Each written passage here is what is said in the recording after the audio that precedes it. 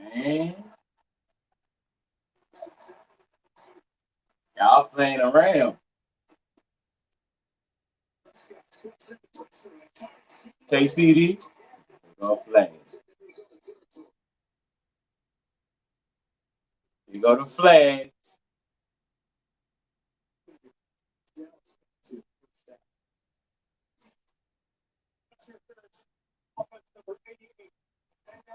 They calling you.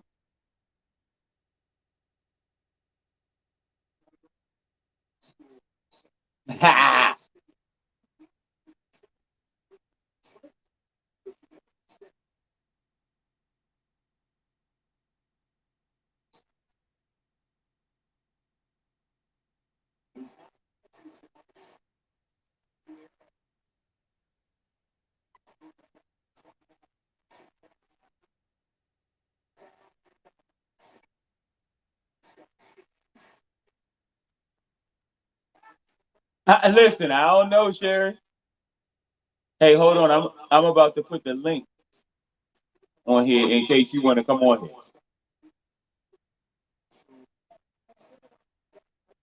I'm gonna put this link right here in the comments.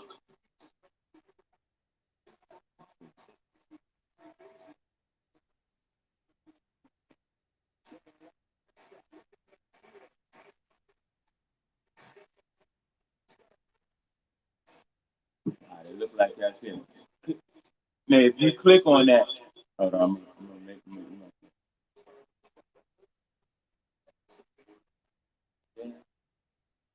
Friday.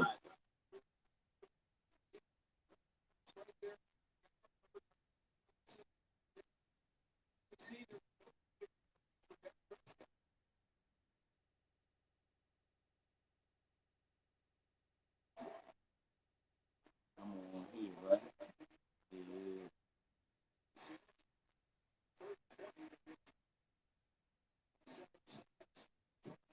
Man, they playing around, man.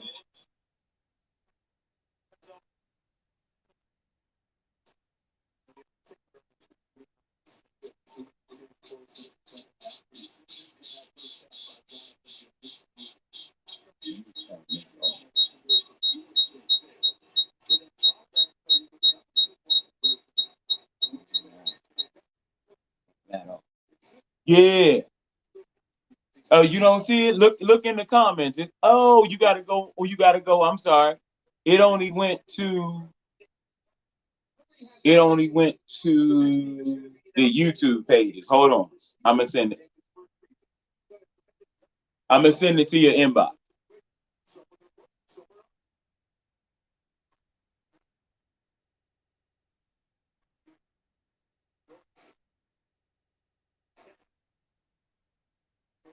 Man, come on. Man.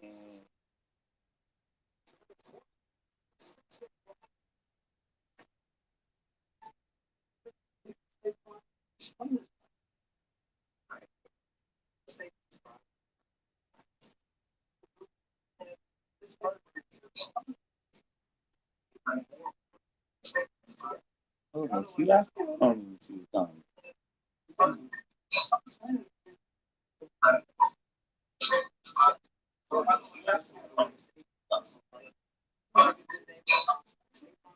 It's supposed to be on here on the phone. Oh, it's on there.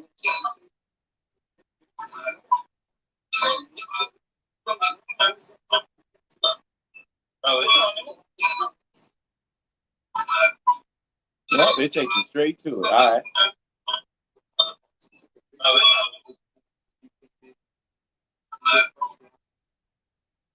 Okay, so go on the Dallas Cowboys collaboration YouTube page, and it's the first comment.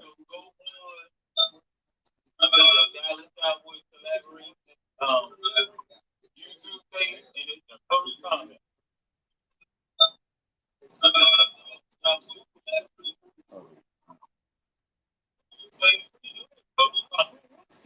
Got him. Good.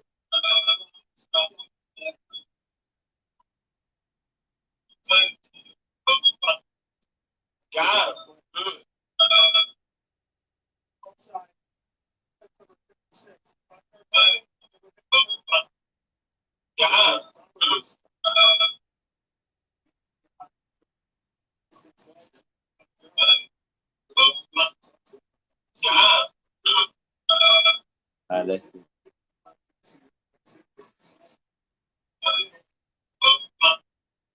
All right, I just sent it. You can go to YouTube, but I just sent it to your inbox. So try that real quick.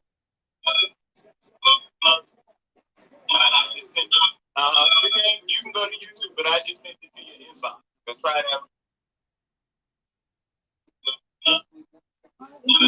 What is it?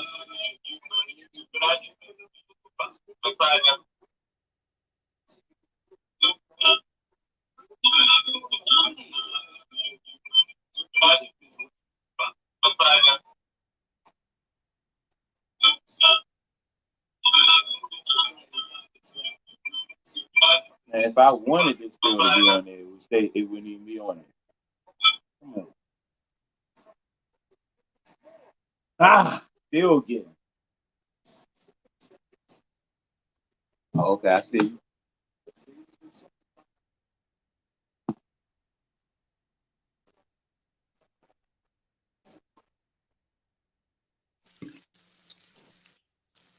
Let me make sure I can hear you. There you go. What's up? You got to tell me what's going on. Hold on, let me turn you up. What the hell we doing?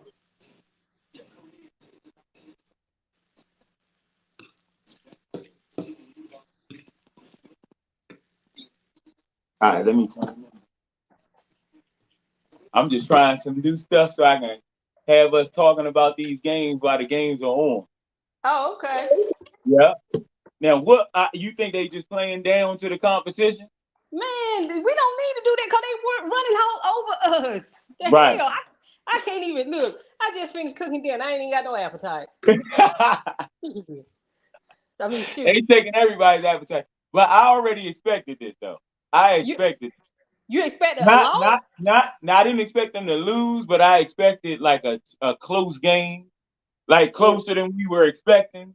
Mm. Cause they gotta get too full of themselves. You know how we do. Yeah. You already know how we do. It's too soon for us to do that. It's too soon for that. How long has it been? It's too You soon. already know how we do. It's too soon. We get the feeling like we too good. Yeah, And lose but then too concentration. we got a couple guys out definitely missing Trayvon, definitely missing him. Yeah. Did he make that? What happened? He I ain't nailed watched. another field goal. Oh, wait a minute. We going to halftime. Where am I compared to you? Okay, we were 18. It's 18-15 because they made the field goal, but then we were offsides, and then they got the downs. They got a reset of downs, and they didn't make it, and so they kicked another field goal. So it should be 18-15. I mean to 10. Hold on, let me make sure. The Cardinals came to play today. But you They know what? came to play. When was the last time we beat the Cardinals? Hold on, we beat them, but we always have some kind of issues with them. Like I remember one year we were real good, and we lost in overtime to them. The punter broke his foot. Romo got hurt. Oh wow! Like a whole bunch of crazy stuff happened. Now it's 21-10. The Cardinals are up. That field goal was for them. They were winning. The fuck? Yeah, we're down 21-10 to the Cardinals. But all we're gonna do is get serious in the second half and come back, and it's gonna be like 31-17 or something like that. Okay, we'll But see. this is what we do. This is what we do. You already knew this was gonna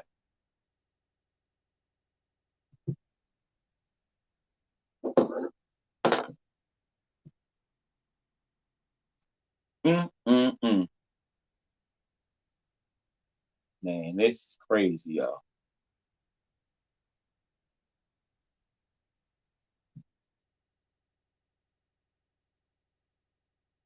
The Cardinals got us.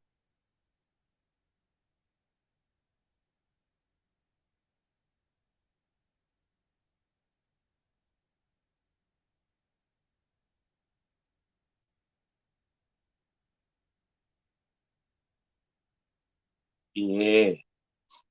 Wait a minute. I'm gonna have to plug up. This is a good little test right here.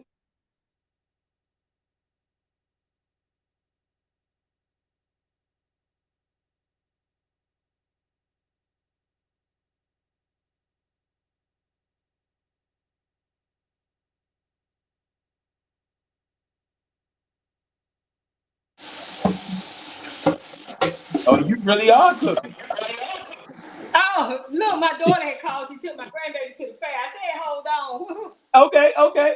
I knew I you said, left off for a second. I'm just still sitting here like are we in the I half now? I, I expected a little fall off, but I ain't expect us to look like this. We in the half now, right? Yep, 21-10. Mm. Man, if we lose them, I've been talking on Facebook about them Oh daggone man, Cardinals. everybody's gonna go off on us. Yeah. You already know they gonna have. You better. We better be ready for those Jordan memes. Oh yeah. We already gonna get those Jordan crime memes. Huh? 21-10. Let me drop this. Man, if we lose them, I've been talking on Facebook about. Uh-huh. Oh, Hold it's on. Oh yeah, echo. you're gonna get it. I had to put that link on there. This is man. Well, for just for you, I hope we come back. Yeah, yeah, I But need to get an for all appetite. Cowboys fans, huh? I need to get an appetite because I ain't got one. Man, maybe we'll get one after the second half. We need two. We down two scores. Oh We man. are down two scores, Phil. To the Cardinals with a backup quarterback. Right. But I gotta be honest though. I have to be honest. What? They have this is the same thing that happened to Washington. They played them tough like this too. Yeah. And then I think they were up big at the half last week against the Giants. Yeah, they were. Yep. See, I was at the But game. here's the deal. But see, here's the deal. This is what tripped me out. So we beat the Giants. We beat the Jets. We beat trash teams. Now, if they come back and beat us, Uh-huh. then what? Then what's the excuse? If you Cause they ain't. oh yeah. It concentration, coaching. Will you know, self-confidence. They like they too confident. They're a little too confident. After They better, two wins, they you better, they shouldn't be better, coming out here looking like this. they better unconfident there. They look real bad. Mm, They look real bad. mm, They better fix this. mm, They better fix this quick. mm. All right, Phil. We try to eat some dinner and get ready for All the right, go second ahead and half. try. Go ahead and try. If you want to That jump don't back look. on later after we take the lead, come on back on. Just so good. So the link worked fine. Yeah, it worked. So you got it. You got it from your inbox or from Yeah, I got it YouTube. from my inbox. Okay. Okay. Because I'm just All right, interested to see which way works best. all right, Phil. Yeah. Okay. All right. All Have right. a good one if I don't talk back to you. You too, huh? Okay. Bye.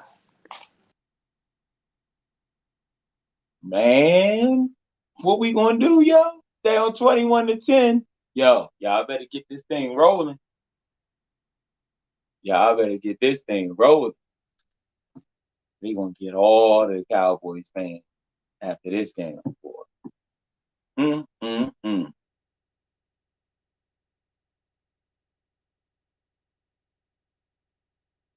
Damn, 21-10.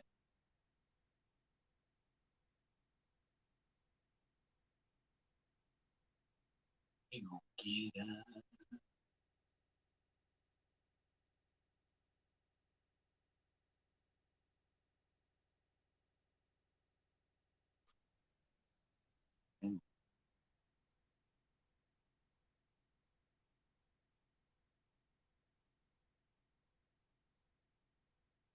It's gonna be real interesting to see. 21-10.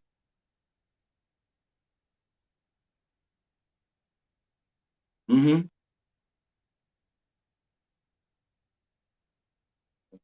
Yeah, they lost that concentration. They got a little overconfident.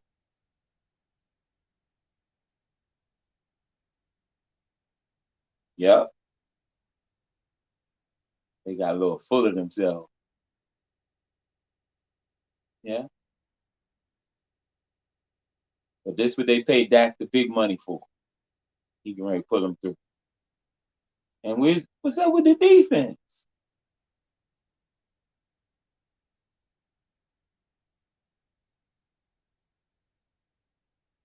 Yeah.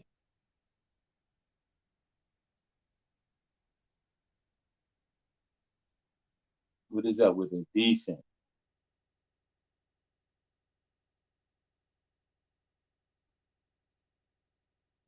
No excuse.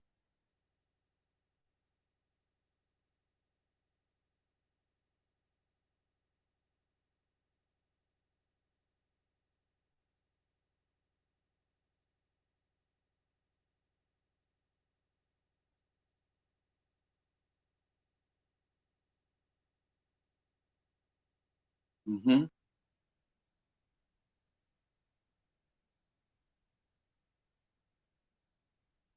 For the Chargers, who won it? The Chargers and the all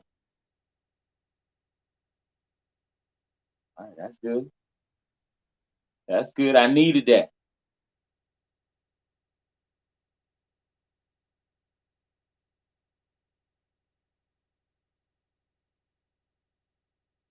Yo, the Dolphins. The Dolphins offense. 70.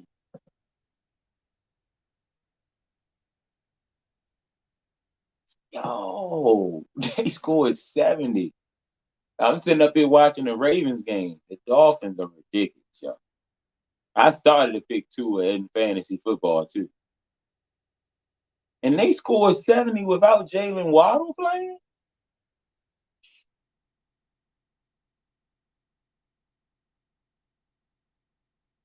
Without Jalen Waddle.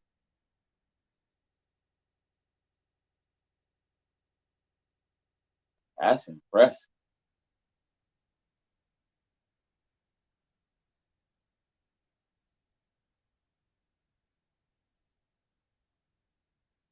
Tyreek Hill is ridiculous for real.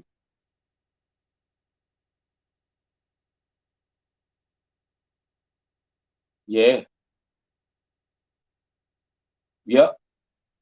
We're gonna try it every Sunday, Monday, and Thursday while the game's on. Yep.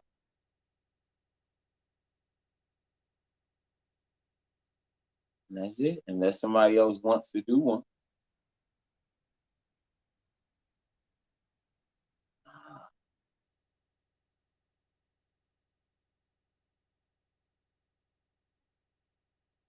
Mm-hmm.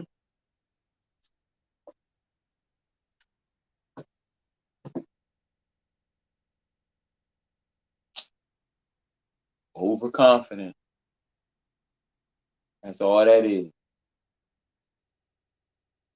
That complacency.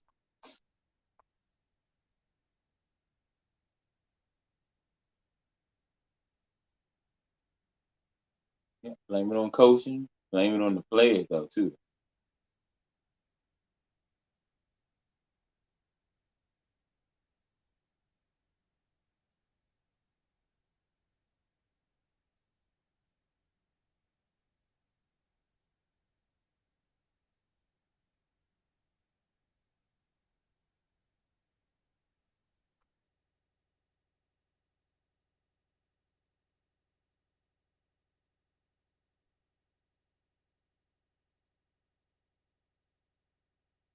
Mm-hmm. Yeah, you see the link?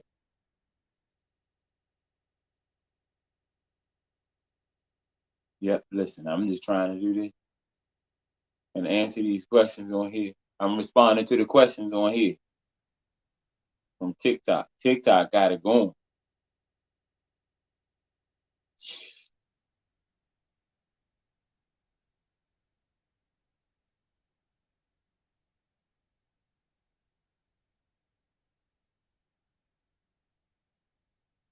No, nope. I ain't worried at all. They gonna come right out and take over.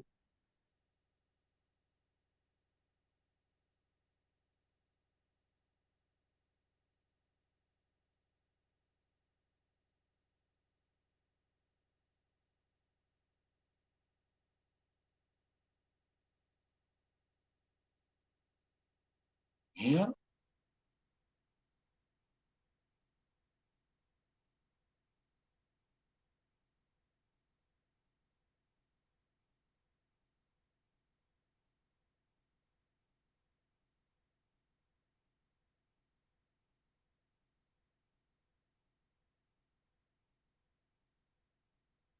All right, time for this second half to start. Let's see what happens.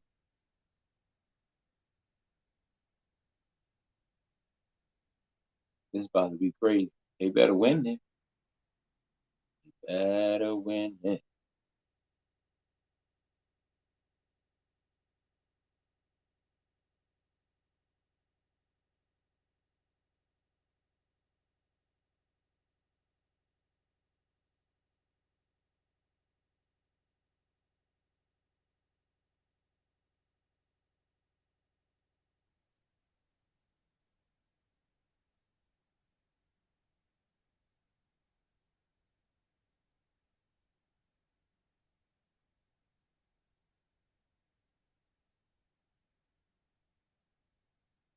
They better come back.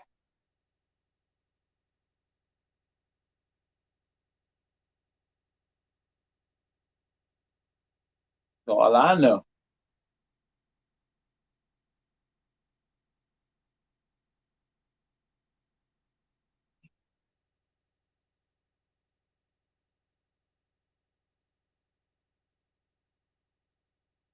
Here we go. Here we go, Jay.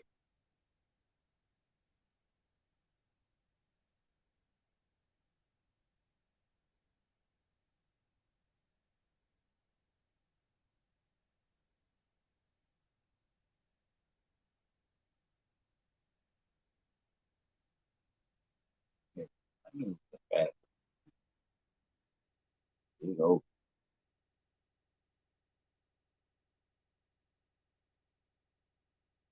TP. Here we go. We ain't got nothing to worry about. That's how we about to do this. Stop being so full of yourself.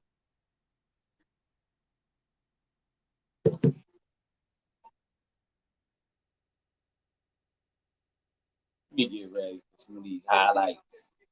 You know what I'm saying?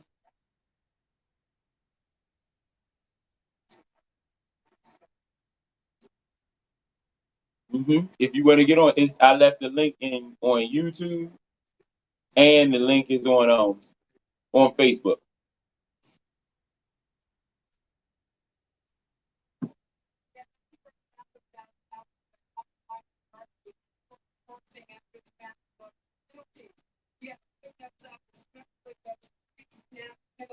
Mm-hmm.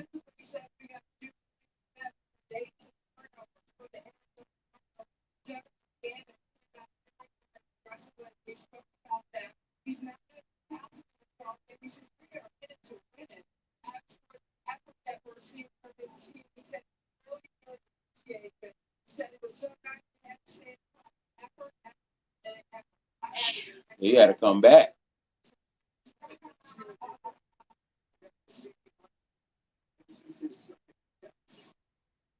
How you only got 2 catches, man?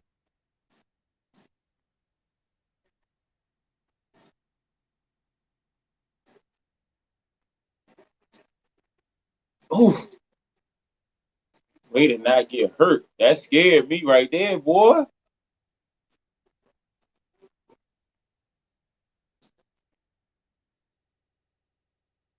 Yeah, they are playing.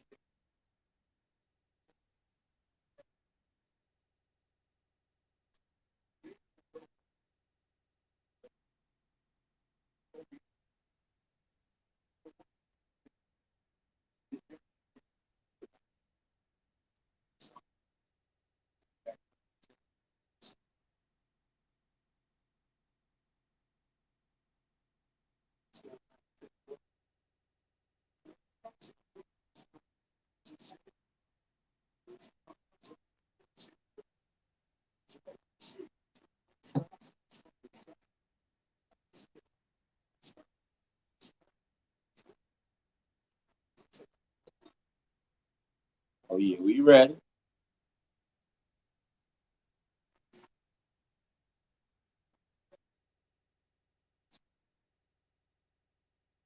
Mm-hmm. Any of y'all want to come on in? Jump on in. I wish I could combine the. He got him. That's good. There you go. Yeah, CD.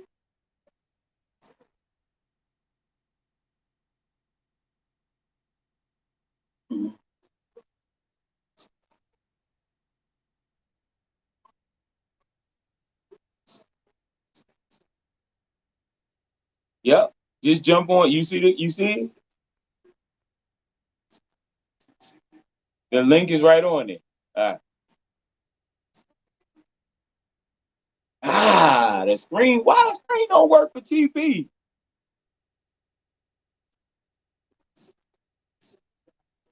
It works every time for Dowdle, but it never works for TP.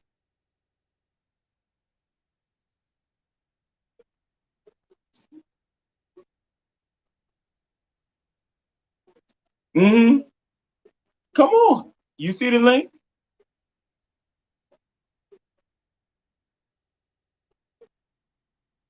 It ain't nothing but me. Talking about you shy.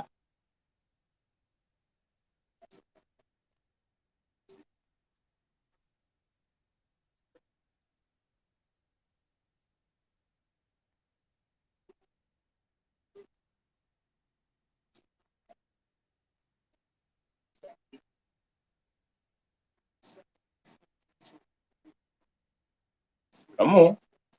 Ah, good move, boy. He pulled a Romo. Yeah, Dak.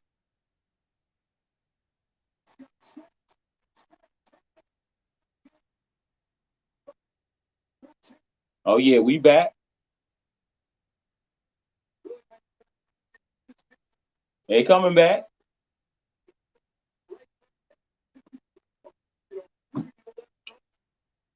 The haters was ready. Green tea, baby.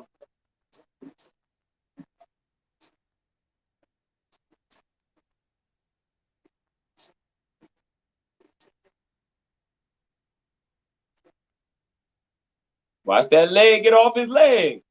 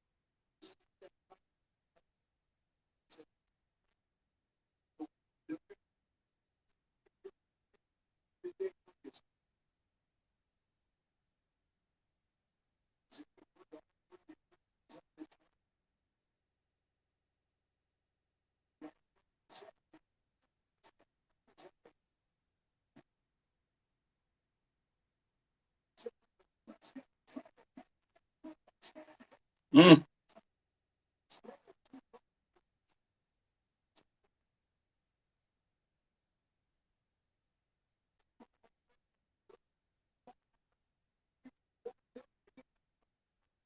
Man, this is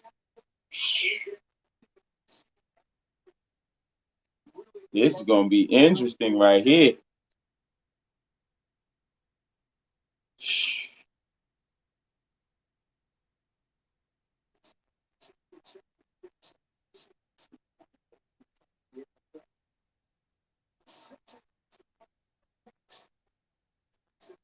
This dude has not missed, yo. He has not missed. He missed the first one, and that's it. All right, we was in a touchdown and in a 2-point conversion. Slow and steady, I guess. Mm, mm, mm.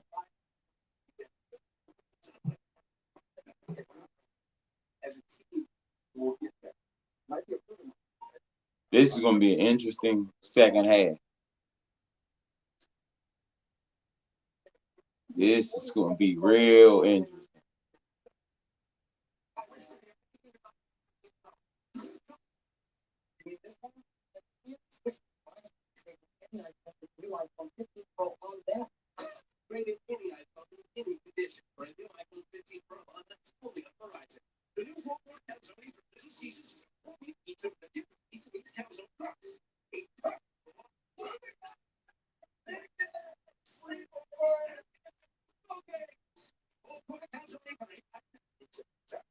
Hi, you might know me from my other job, but I'm a business owner too. Here at Once Upon a Farm, we chose the new Capital One Venture X Business Park with no preset spending limit or purchasing power attached to New York business. Love it. And unlimited double miles here or two. Sweet, right? Yeah. Yeah, the link is on it.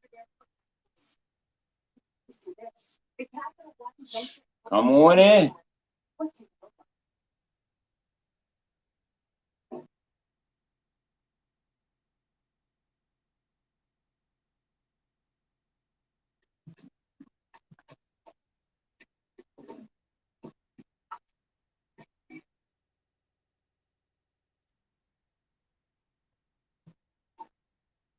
Mm-hmm.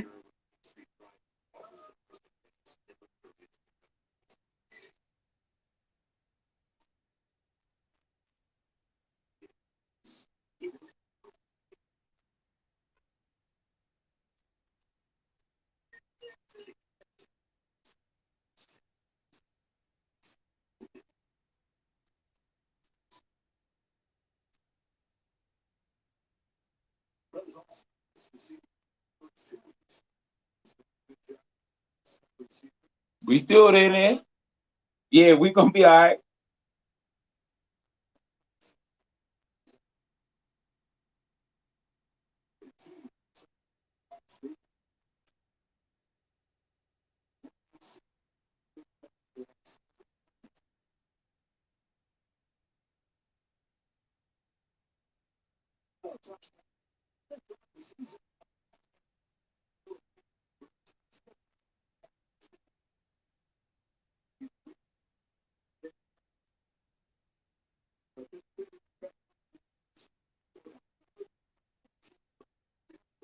All right, we good. Yeah.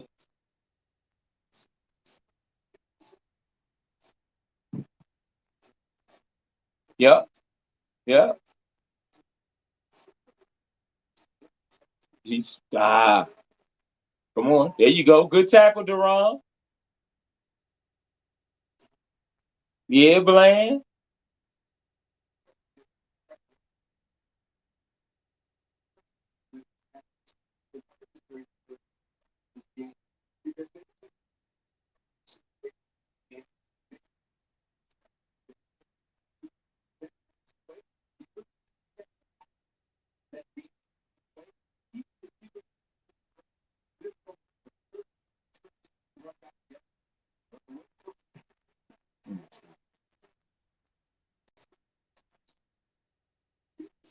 Because I'm already watching.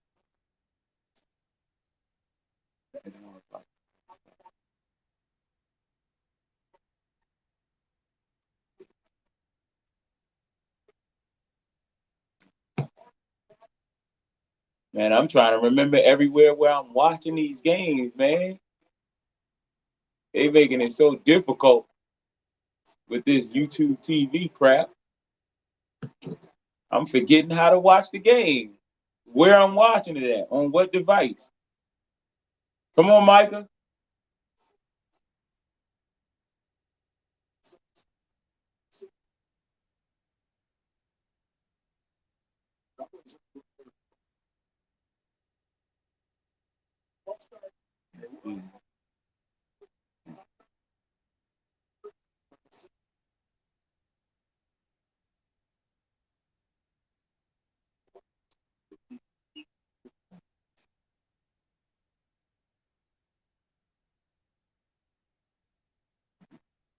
I'm just trying a whole bunch of different ways to do this.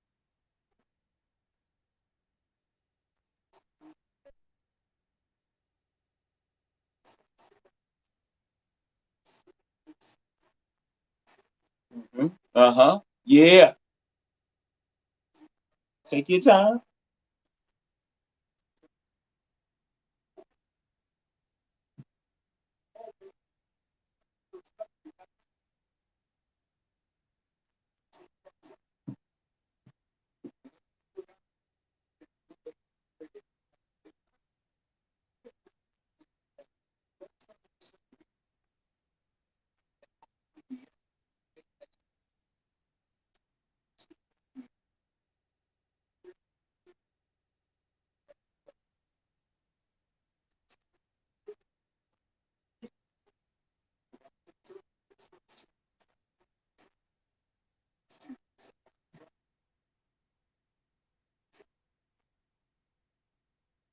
There we go.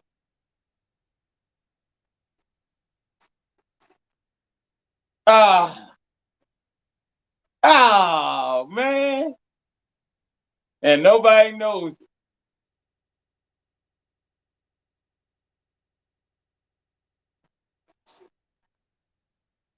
Ah,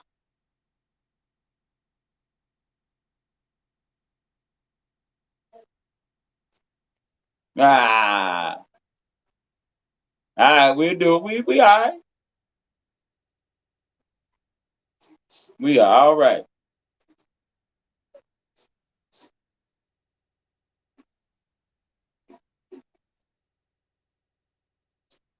Hey, is that the right phone? Yeah, that's be right back. You need to go to T-Mobile. You would exist on 15 Pro on them. I always forget. Y'all, yeah. Come on in.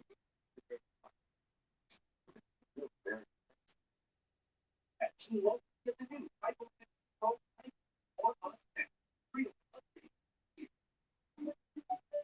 We don't know.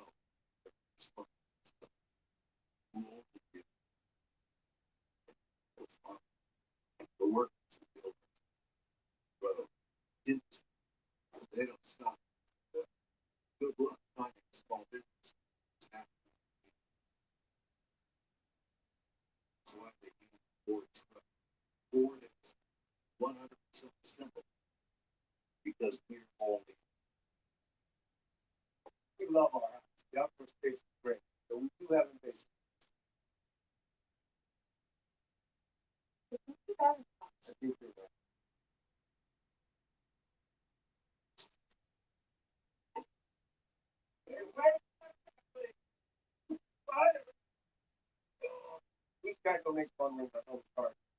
Uh-huh. They coming. Turk almost had it.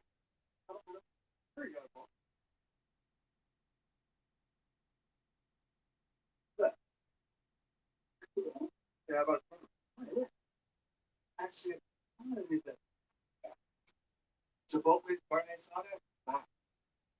It's our most tender cut steak, grilled, seasoned, Chipotle carne asada. Finished fresh lime. Our most tender cut steak, grilled, seasoned, finished fresh lime. Our most tender cut steak, grilled, finished fresh lime. Our most tender cut steak.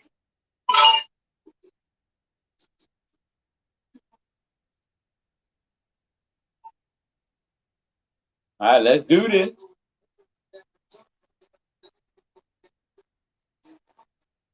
You know they're gonna call every little thing. Come on. Here we go, Dak. Yeah, Mike. Here come Gallup. Grilled and seasoned with cumin, oregano, and coriander. Finished with fresh lime and chopped cilantro. Carne asada. This is our best steak ever. Yo, how in the world?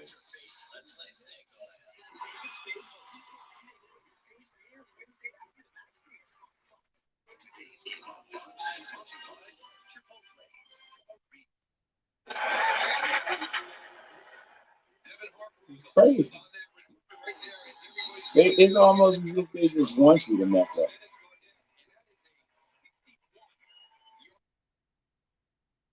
Crazy. Like, how did you got to send them down for everything?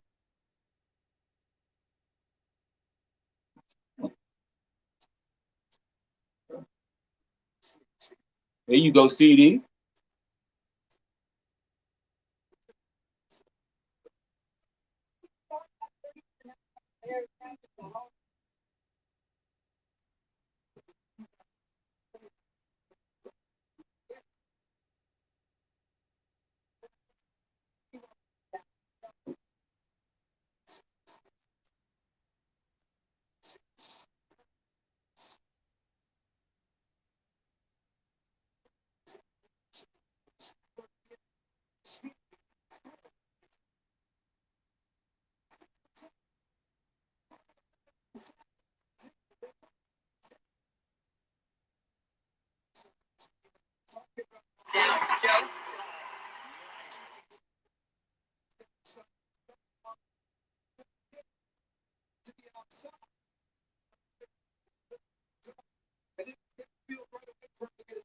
Mm-hmm.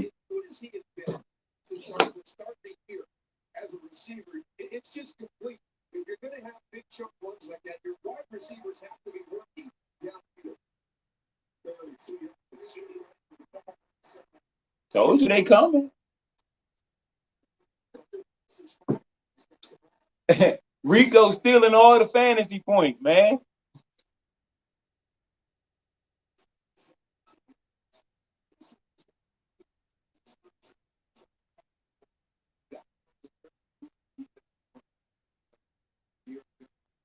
But they don't want to give him credit. They don't want to give him credit though.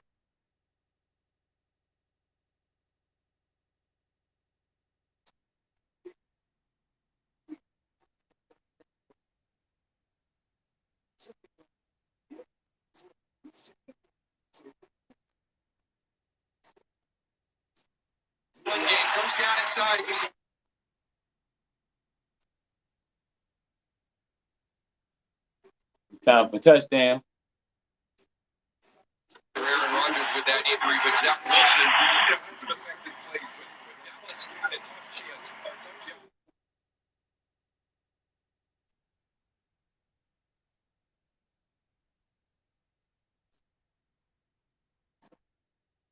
All right, good. We got TP, but come on, Dad. Get the Romo spin. All right, hopefully we got a flag against them. Come on. Come on. Gotta be a flag against them. I'm hopeful. Yes, sir.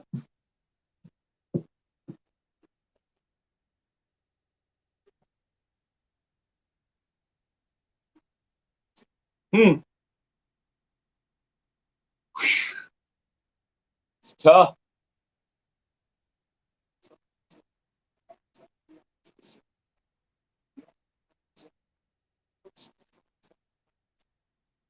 Yo, Tyron Smith, yo, we all knew he was gonna be hurt by now, man. We all knew it. 3rd and 13. Just don't no turnover. We'll be good with a field goal right here.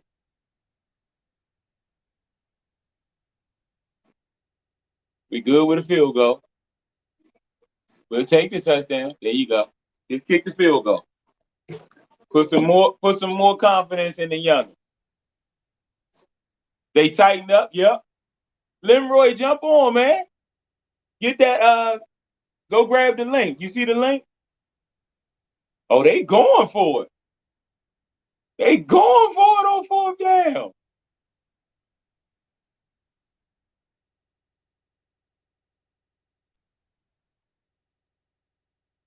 Oh, shucks.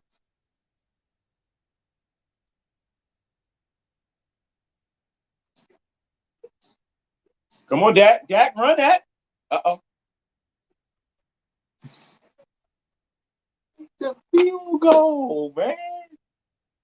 Kick the field goal. You kicked the field goal. It ain't like it was a one. Man, this is tough, yo. It's tough. Man, it's tough to watch.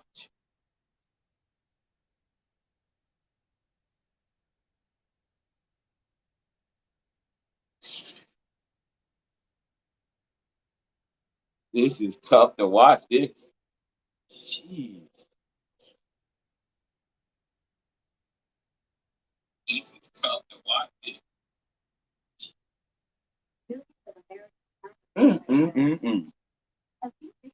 All right, let me see what Linwood said.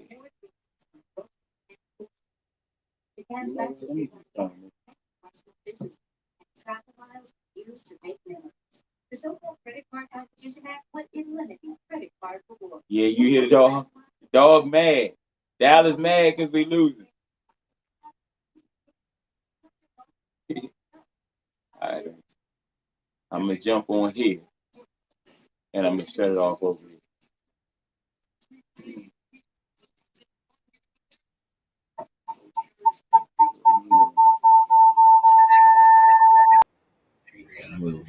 Right. Now I can see everything.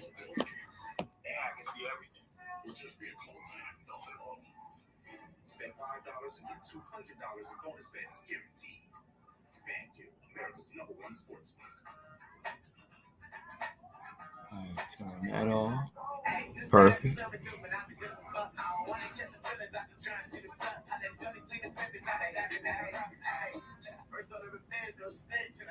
Yeah.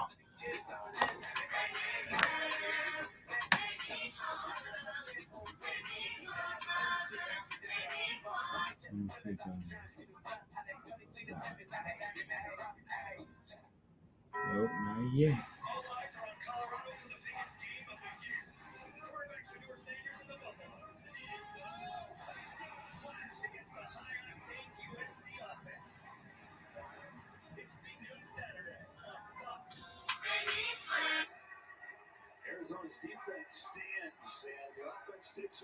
Yo. Hey, Sabrina, I don't know what's going on with this offense. But the offense haven't been good all year, to be honest with you. They've been all right.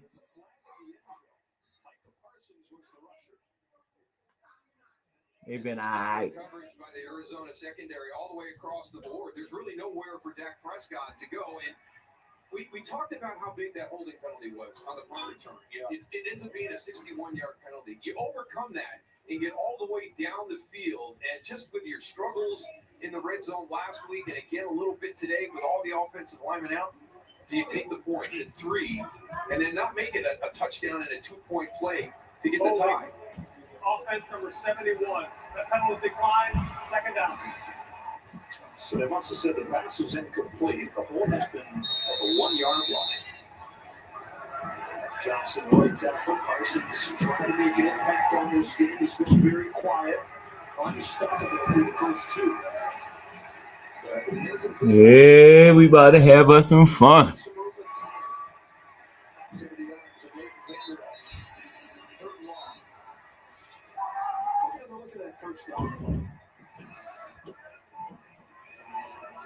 If it's holding in the end zone, it should be a safety. So, where did the holding call initiate? It's a little bit late. It looks like he's holding him right there. So before he breaks into the end zone. Otherwise, that's 2 points for Dallas. So the Dallas defense. We're going to win the field possession battle here. 3rd and 8 for Arizona.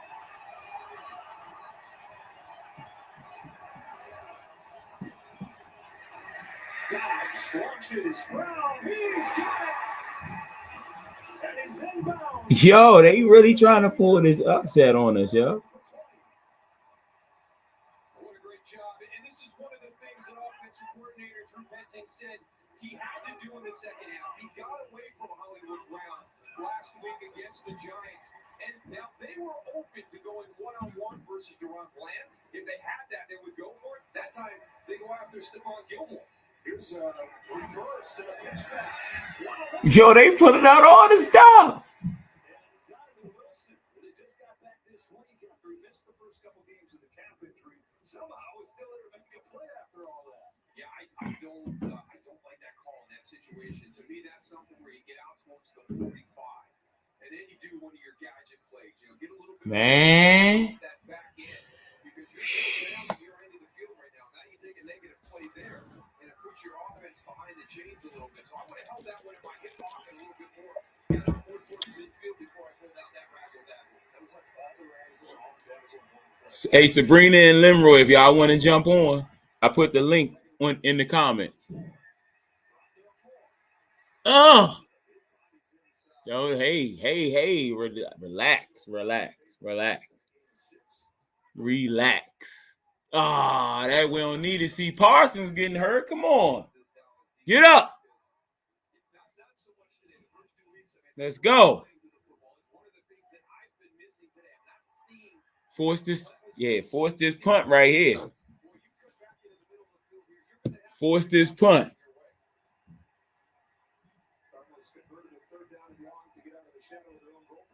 Yes, sir. I see all of y'all. 40 people on. Let's go. Come on, Micah. There we go. We needed that. Let's go. The Lion. Let's go, Lion.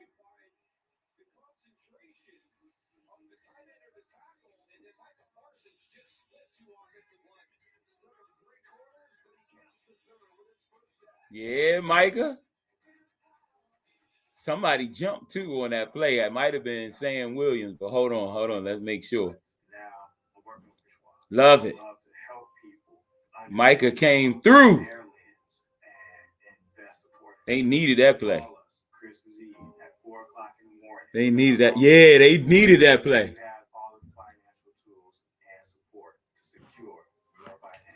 Mm-hmm. We needed that play. That was huge. Big catches today, huh? Absolutely, Kim. But some costly drops, too. Nature is cool.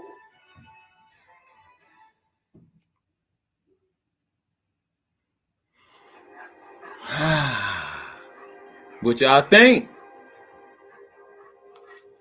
See, I wish they could combine all of this together. Yo, it's so much activity on TikTok.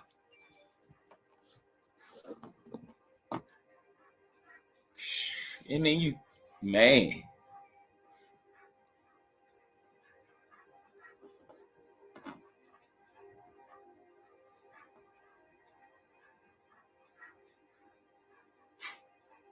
The Zen. I love the Zen. Oh, let me turn this away so they won't ban me. Y'all gotta watch this while the commercials are on. I'll switch it back when the commercials come back. Hey, if you can't see the game, TikTok. Same name, but it's Dallas Cowboys collab.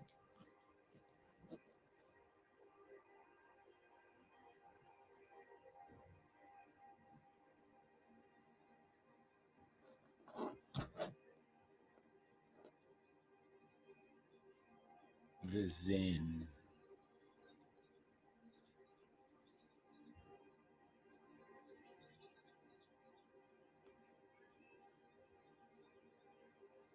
The Zen is beautiful. All right, game time.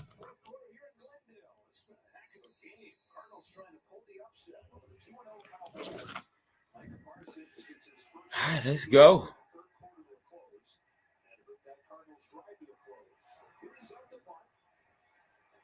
We get the ball back. Let's go. Let's go, Turk. Oof. Man, we making everything difficult.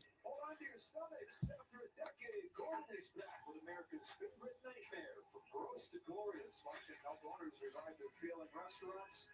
Kitchen Nightmares returns tomorrow night on Fox. So you've got a Cowboys team that has just finished teams off in the second half against a Cardinals team that has not been beat this week one against Washington. Last week they led 28-7 late in the third, lost 31-28. And it's Pollard on the first play of this drive, and it's into the defense for sure. That's why I really feel it's the fourth quarter. And I was very impressed how Arizona played. Three quarters in the opener against Washington that really controlled that front. And then all of a sudden, Jonathan Allen and Deron Payne took over the game. And they had a couple of critical mistakes in the fourth quarter. You gotta get this done. This ain't looking good. He talks about that second half against New York, but most of that damage was done in the fourth quarter. So, we're heading that way right now. And almost 200 rushing yards against us. That's crazy. Oh, why is it no separation? I mean, there is no separation at all. Just so many people around. It's going to be such a tight fit, and that's one of the things that you'll see from time to time from Dak Prescott is it's getting into an area where it's kind of crowded. It's pretty crowded in there. Yeah. Lou's trying to be nice. They don't want to get the Cowboys fans mad at him.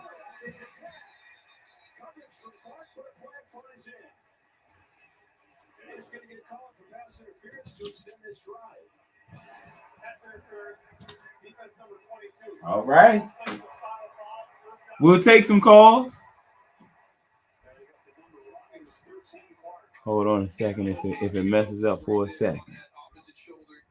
Put some power. There we go. Make sure y'all got some power. I got power everywhere. We're going to stay on this for the post game because we're going to need a post game after this. They can't come out looking flat like this. Come on. Oof. That was an ugly slide.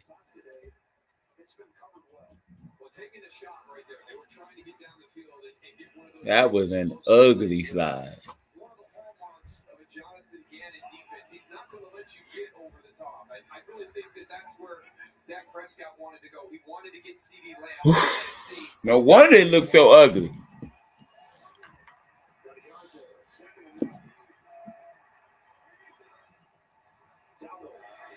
Let's go, Rico. Man, Rico is having a good game. Rico is having a good game, yo.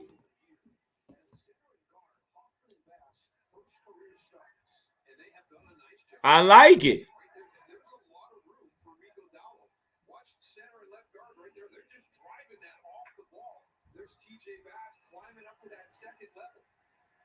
Hey, on TikTok, can y'all hear it? Because I got it kind of low. I don't want to get flagged on YouTube or Facebook. Just put a thumbs up if you can hear it.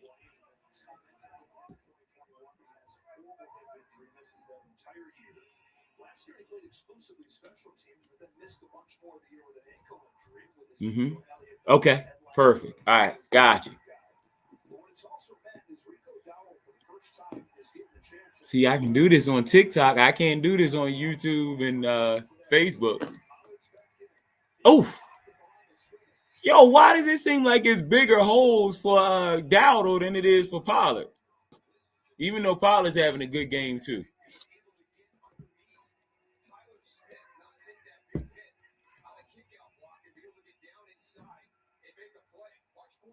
Man.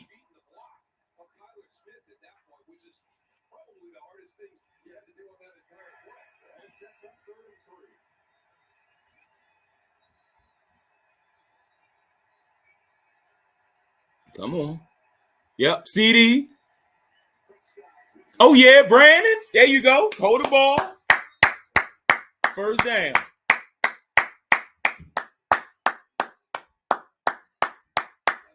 Come on. He was waiting to get hit.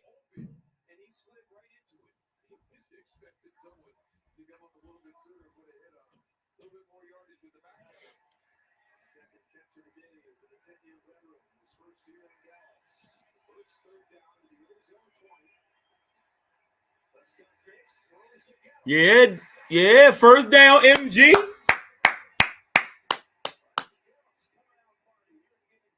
Okay, thank you. I don't know what you just sent, but I appreciate it. I don't know what that was.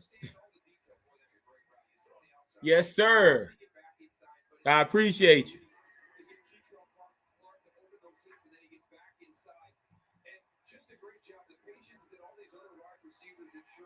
Come on.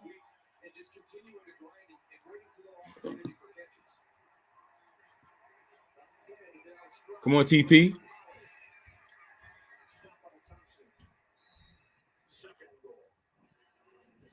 TikTok universe.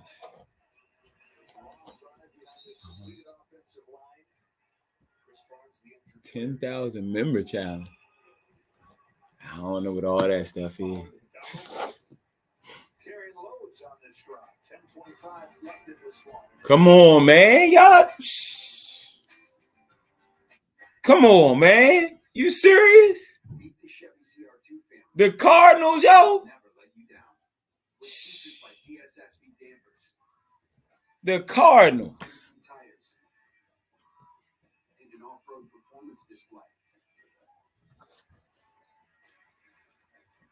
Yo.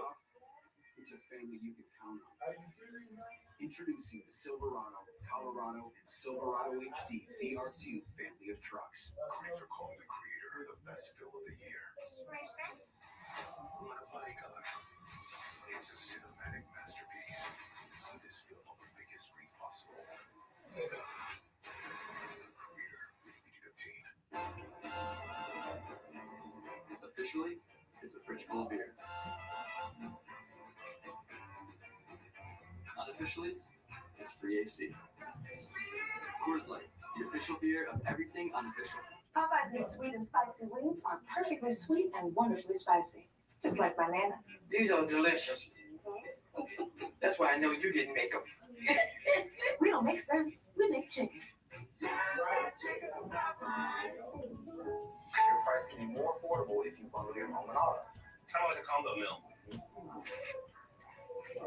How about those nuggets? Bundle and save with a personal price plan. Like a good neighbor, State Farm is there. You go back up. Thank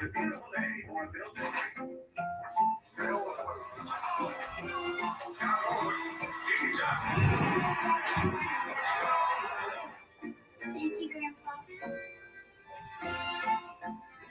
Here's what you do. Guy gets a sack. You go. Sack Go. How about sack of all trades? Boom, sack-a-lacka. Saccaroni and cheese. I like saccaroni and cheese. I'm too sexy for this shirt. Well, you could say that. I would say sacrilegious, but that would be sacrilegious. Okay, you ready for this one? Sackety sack, don't sack back. This was a really bad idea. Sack of potatoes. Ooh, how about suffering sack attack? I like that one. Chris Barnes is already the second string inside linebacker replaced by Ezekiel Turner. But in that swap. Second and goal for the Cowboys. Prescott flips it for Lane. It's hemmed in and brought down by Kaiser White.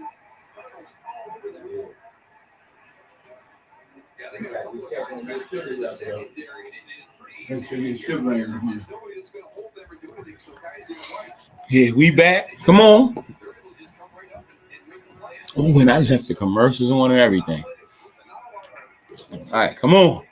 Mike McCarthy, 30 years as an NFL coach. Rick Wallace, 30 years on planet Earth. He coordinated. Come on, Mike. Give it to TP. Draw play. He going to the. Come on, yo. He just cannot get right today. Just kick the field goal. Kick the field goal.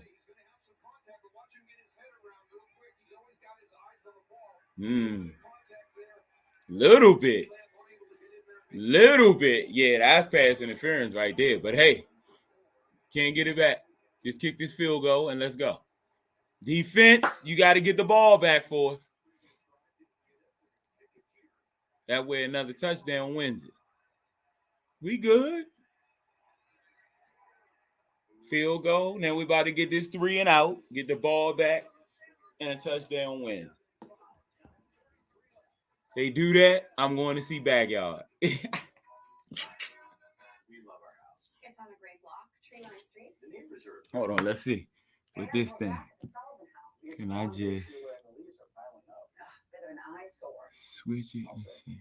Dry shave. Interesting technique. That's gonna come back to haunt them. Some people clean while they cook, not these folks. Yeah, y'all gotta watch me. Saves us a ton. If only they bundled the leads. You know, I wouldn't have pegged these two as yogis. I still don't. For bundling made easy, go to Geico. Y'all gotta watch my beautiful face for the commercials. I can't show the commercials. I show the commercials, we get shut down. But that's all right, though. Yo, they got to get a 3 and out right here. We need a 3 and out, get the ball back, and a touchdown win. That's it. Real simple.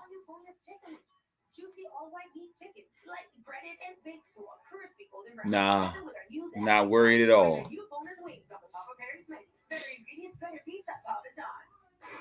Not worried at all. This one here. Oh, I just know it. And you deserve a reward. Modelo, the mark of People just love making noise. Invention is an act of determination to go where you couldn't before. Achieve goals that once felt out of reach. Yeah, it is crazy. That's why Honda engineers didn't just redesign the Pilot Trail Sport. They built the most off-road capable Honda SUV ever. The Pilot Trail Sport, part of the Honda line of rugged vehicles. Yeah, I don't know nothing about all that. So we'll leave it alone because I don't know what I'm doing with that. For the nation, that's always in my heart. Oh yeah, this is about to be fun right here. Watch what I say. 3 and out. Touchdown. Win. Cowboys settle for a field goal on that long drive. They're back to within 5, though. On a day where they have not led. They went 3 and out on their first drive. Cardinals got a field goal on their first drive. And this about to be 3 and out. 9:33 left. Arizona looking for its first win under Jonathan Gannon. Another chance to protect the second half lead. Out of the end zone comes Greg Dortch. Dortch runs into his own man at the 23. Time to go around the league, brought to you by Purina. It was 17-0 late in the game, but the Packers come back and win at 18-7 over the Saints. Pretty decent numbers for Justin Herbert, what you say? 40-47, and pretty decent numbers for the Dolphins offense. They dropped 70 on Denver. Holy cow, 1966. The last time somebody dropped 70 on somebody. That offense is flying. All right. Here we go. First down. Uh-oh. I might be wrong already. I'm way off. Oh, my goodness. Look at this. Ooh, they missed Diggs on this. Goodness gracious.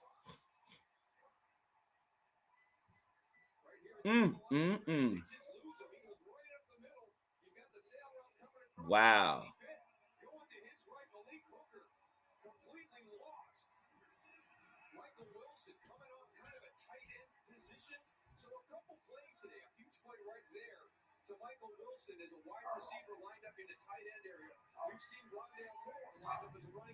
They got me looking bad today. Goodness gracious. We getting smoked by the Cardinals, yo.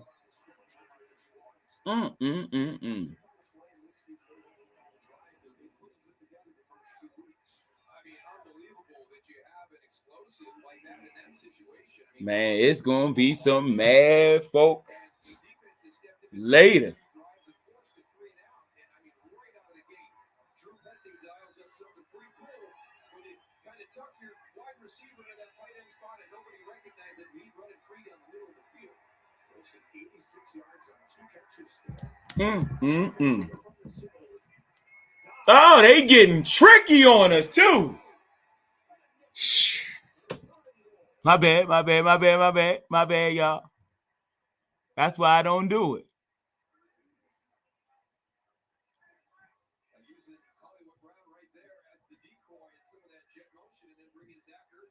Man.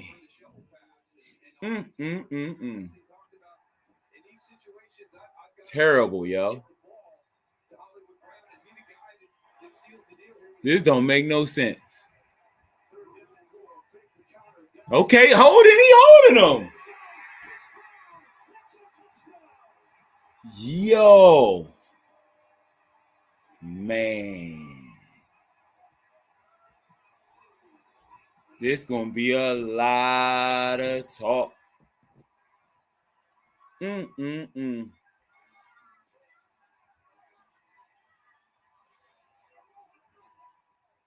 Man.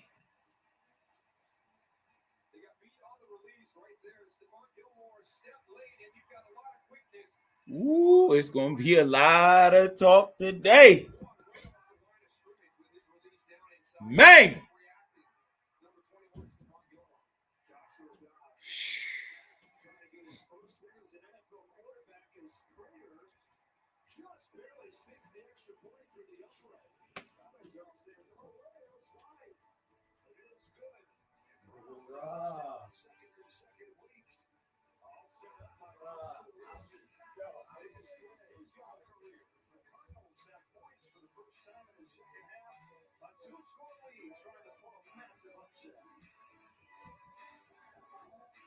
Everyone in my family went on a Carnival cruise.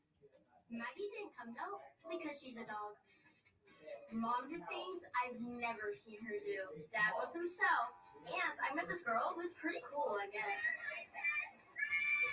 Then I saw a bird. And Dad told us to put on sunscreen, and we had the best time together. Please don't tell my friends I said that.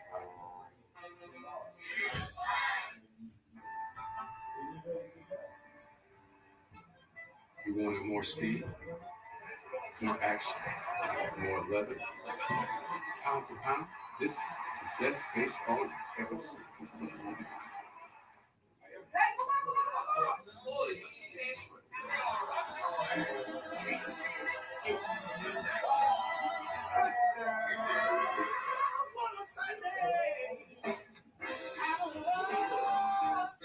BK Royal Crispy Wraps. Eat it with the meal or have it as a snack. Only $2.99. It's a hunger hack and it fits in one hand. Everywhere. Hold on to the things. Is this yours?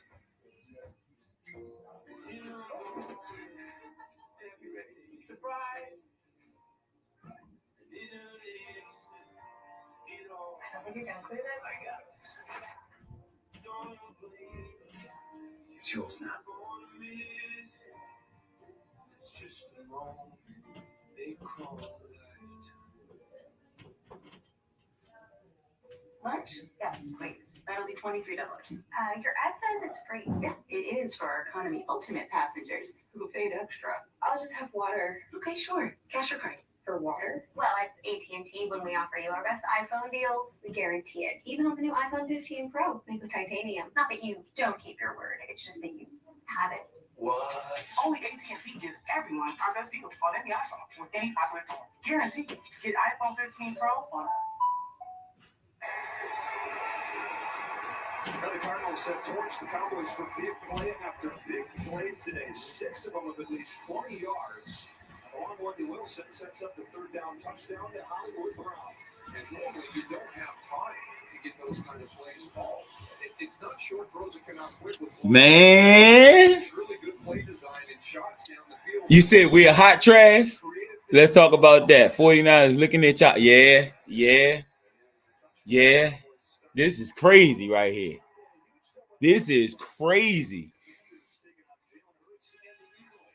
Man. Hey, Melody and Kenny, if y'all want to jump on, the link is in the comments.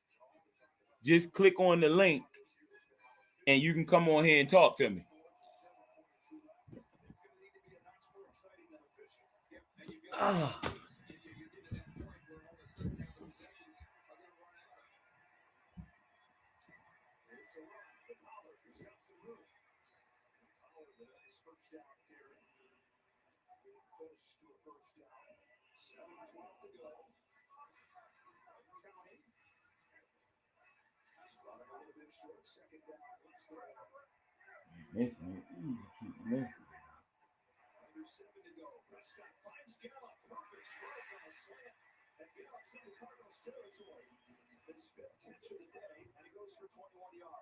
That's a great throw by Dak Prescott right there. You know, on the move, Michael Gallup doesn't have the great stride. Why is it not trying to stay up now?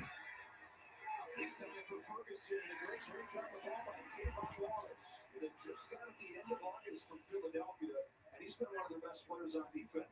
I tell you what, a great pickup by this organization because there's going to be so much carryover with that Philadelphia Here we go. defense. And Kayvon Wallace is I see y'all TikTok. Y'all better appreciate me.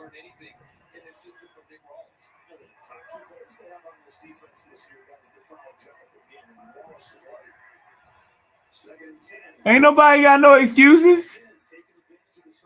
I see your comment on it. Ain't nobody got no excuses. They just losing. Ain't no excuses. Y'all love trying to come up with something. Ain't nobody say nothing about no excuses. Let's go.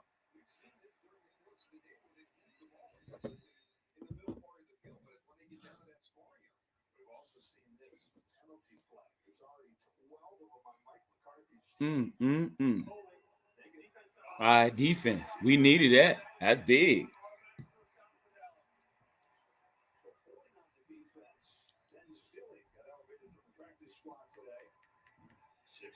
To go, moves the ball down to the 27.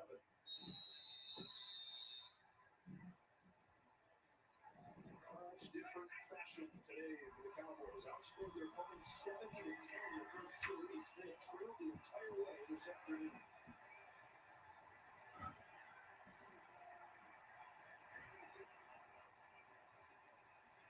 Screen for Dowdle. Red shirt surrounded. Get out! Get out of bounds! Oh! He almost got the first. Still that clock running, I thought he needed to get out of bounds. Good play, boy.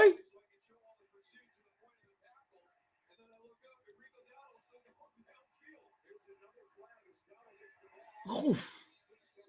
Yeah, you were yelling to get out of bounds too, right? Yeah.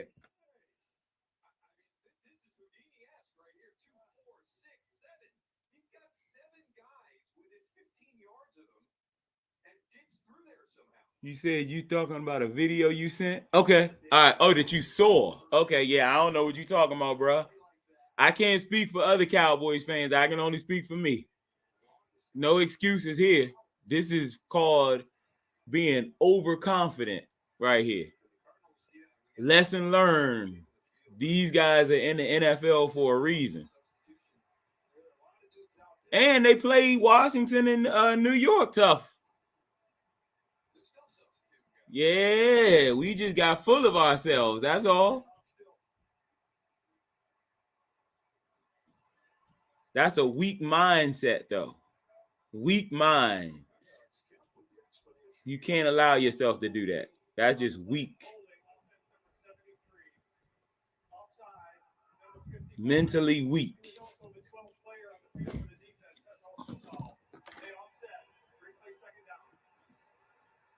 How about them? Oh, yeah, you still talking trash. I thought you were talking real football. I don't do no trash talking, but if you want to talk football, we can talk football. There's no such thing as a cowgirls team, so, you know.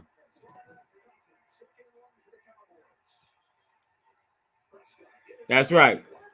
Come on. Now, that's pass interference. He did not turn around. There you go. You got to turn around, son. What do you mean? How you looking around? You got to turn around. How do you not know? You got to turn around.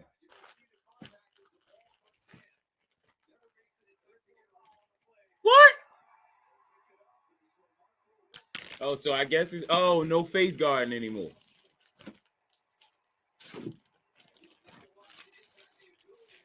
I guess they saying there's no more face guarding because that's what you call face guarding.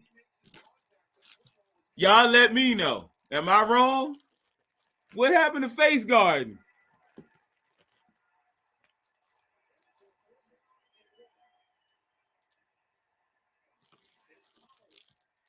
He got it. All right, first down. Hey, whoever's on there talking about some Cowboys or 49ers over the Cowboys, we'll talk about that after the game.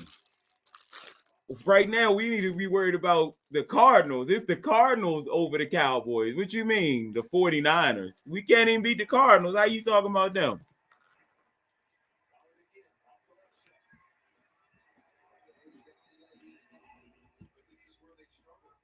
Man,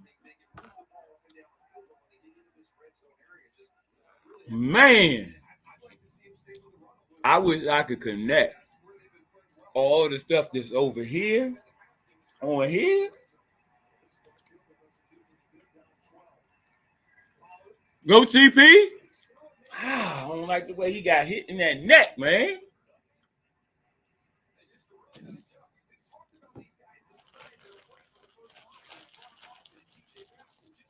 We coming? It ain't over yet. Come on, we got to score.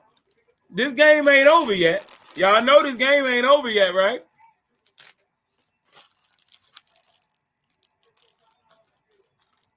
He already falling out on the field. You said you so mad. Jump on that link so you can. So let everybody see your anger.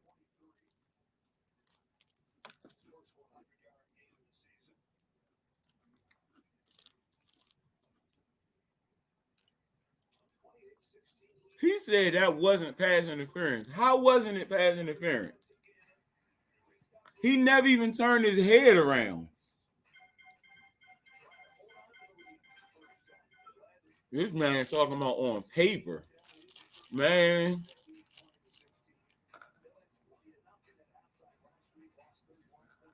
You don't have to touch him for it to be pass interference. You have to turn around and look at the ball. He never turned around. Thank you. Thank you. It was pass interference. It's called face guarding. Unless they change the face guarding rule. If they change the face guarding rule, then I got you. But you don't have to touch him. Okay, they did change it. Thank you. That's what I was trying to ask. Okay. I thought I remembered that rule change. So every defensive back should do that. If you don't have to turn around, every defensive back should just do that.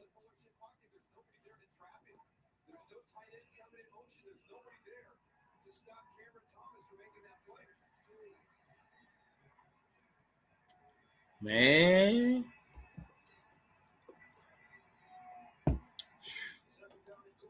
Somebody gonna be in trouble. They even taking too long to score. Come on, yo. Run. Get up. You gotta score again. They are playing like they not even in a rush. This is wow.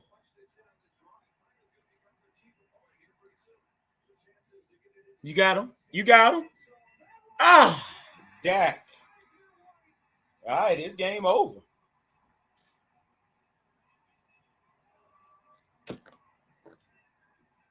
I can let you go. Oh, let me see. Hold on. It said you wanted to go live again. All right. Put your request to go live again. And I'll hit accept. I've never done that before. Man. Yo. They getting ready to come after Dak, yo. They are getting ready to come after Dak.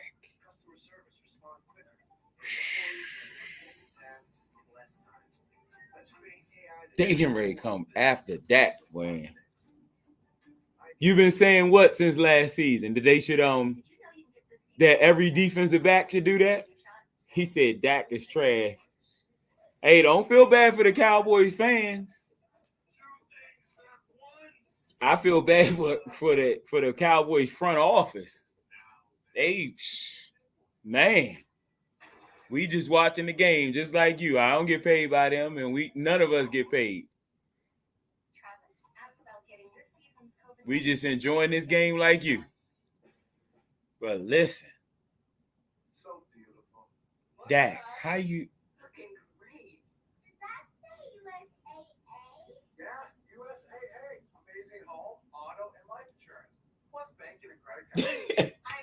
I don't get it, man. And he had Tony Pollard out in the flat. Not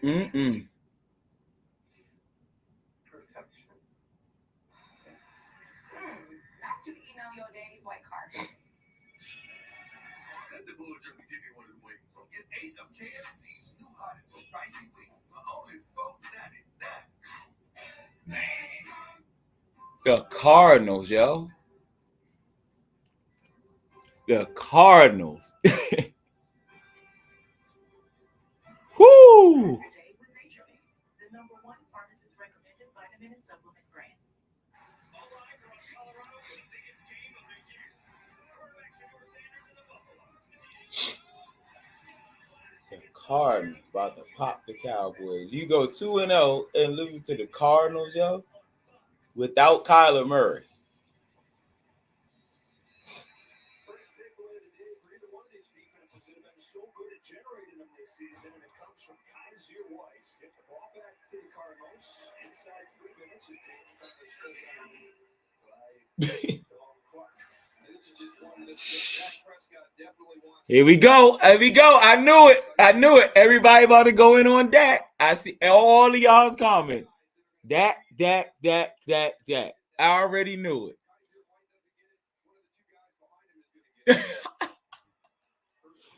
Hey, yo, why McCarthy look like he mad at Dak on that?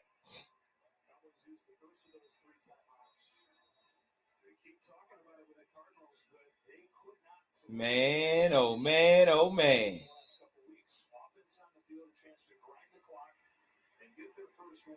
They will not listen, though. They won't listen.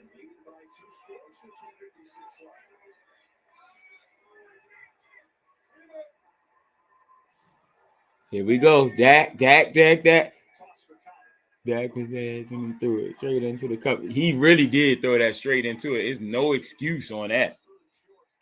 That was the worst read I've seen from a quarterback this season. Yeah. Dak is overachieving backup quarterback. He definitely is overachieving. He was a 4th round draft pick. So to do what he's done, I absolutely agree with you. However, the Cowboys need to be ashamed of themselves. Dak overachieved and Romo overachieved. That's all I'm going to say. I'm going to just leave it right there. Both of them overachieved. So that lets you know something. All right, this game over. They pulled the Eagles move. That's the same thing the Eagles do.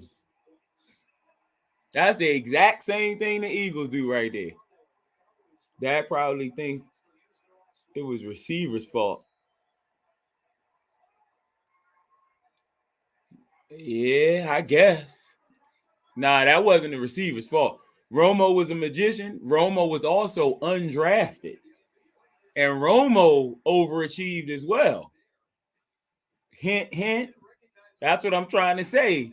Romo and Dak overachieved. You don't get it? They overachieved.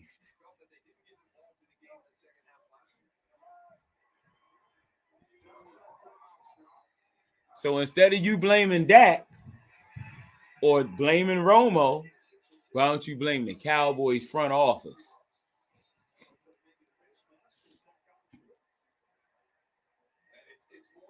if Romo had the team Dak had, we'll talk about that after the game. Romo did have a monster squad in 2007. That 2007 team is way better than this team right now. Come on, man. Come on, you got to talk some real football on here if you're going to come on here talking to me. And didn't achieve a Super Bowl. Exactly, DeMario. They didn't achieve a Super Bowl. Think about what I'm saying. They overachieved for where they were drafted. Dak has overachieved for a 4th-round draft pick. Romo overachieved to be undrafted. Without me saying what I feel the Cowboys should do, let that sink in. They both overachieved. You got to think about what I'm saying so that your quarterback doesn't have to overachieve.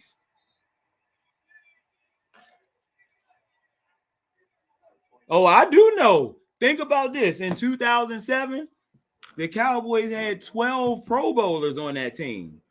12 Pro Bowlers on that team. 12 Pro Bowlers were on that team. Thank you, QB ASAP. But listen, not just any QB, draft one in the 1st round. You said Dak will never make a team better. He's making this team better. He's a 4th-round draft pick, though. He's doing a great job. I'm not saying anything negative about what he's doing. I'm just saying he's overachieving for a 4th-round draft pick. Romo overachieved as an undrafted player. Do I still need to go in further, or you got what I'm saying? Where the Cowboys need to draft a quarterback so that the quarterback won't have to overachieve.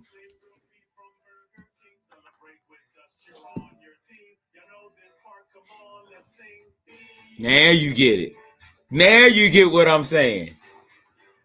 That's what I'm saying. Yo, man, this is great. That's great. Man, TikTok live they live over here, yo. Man, y'all sad compared to them. And I know y'all more over here. Daniel Loyola, what's up? You said Dakota did overachieve and hence he has a lower. That's my point. Daniel, what I'm trying to say is he overachieved for a 4th-round draft pick. Why don't you draft a quarterback where you should draft a quarterback so that your quarterback doesn't have to overachieve? Let it sink in. Want to turn him into Brady, I guess. DeMario Rumpf. If you want to jump on here, the link is in the comments. It's the first comment. But listen, you said that they don't want to go for stars. Listen, when is the last time the Cowboys drafted a quarterback in the 1st round? I'm going to let you answer that, or y'all can answer this. When is the last time the Cowboys drafted a quarterback in the 1st round? I kind of like this joint being on here like this. Got y'all over here. Got y'all over here.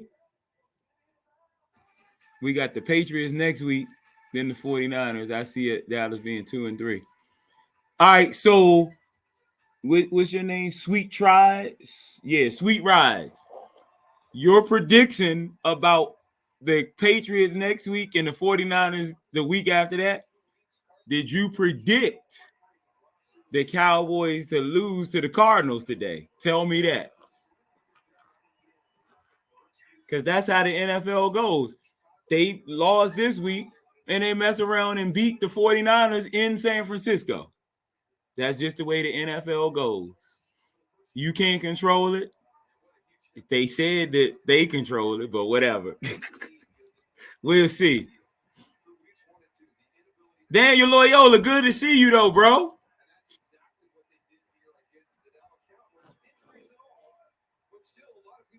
Man, we supposed to be doing the victory formation right now, and the Cardinals are doing the victory formation. The Cardinals are doing the victory formation against the Cowboys, y'all. That's right. Look, right there is what you call just they underestimated the Cardinals and they thought too highly of themselves. Terrible discipline. Terrible discipline. That's terrible discipline for real, y'all. Hey, I'm gonna leave the screen on, right?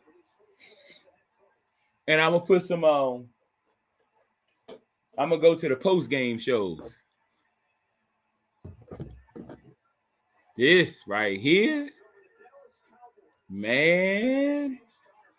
Yo, they about to go in. They about to go in on us right now, yo. Man, you talk about some any given Sunday. This is terrible coaching. And this is just, man, y'all got to have more self-respect than that. You can't come out here and lose to this team like this. That's terrible, man. Let me turn this thing around. Y'all come on here too.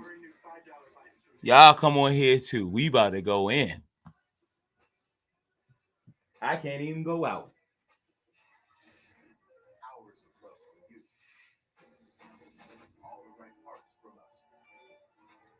Ain't no way I can go nowhere. This is terrible, yo. Because the only thing dripping should be your style. Game over. Like flip. Game over.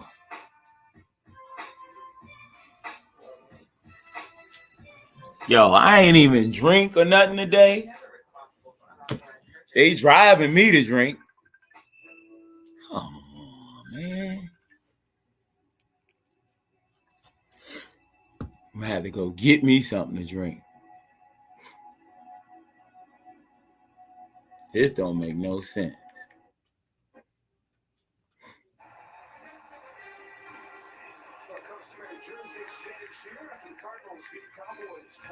Man, oh man, yo.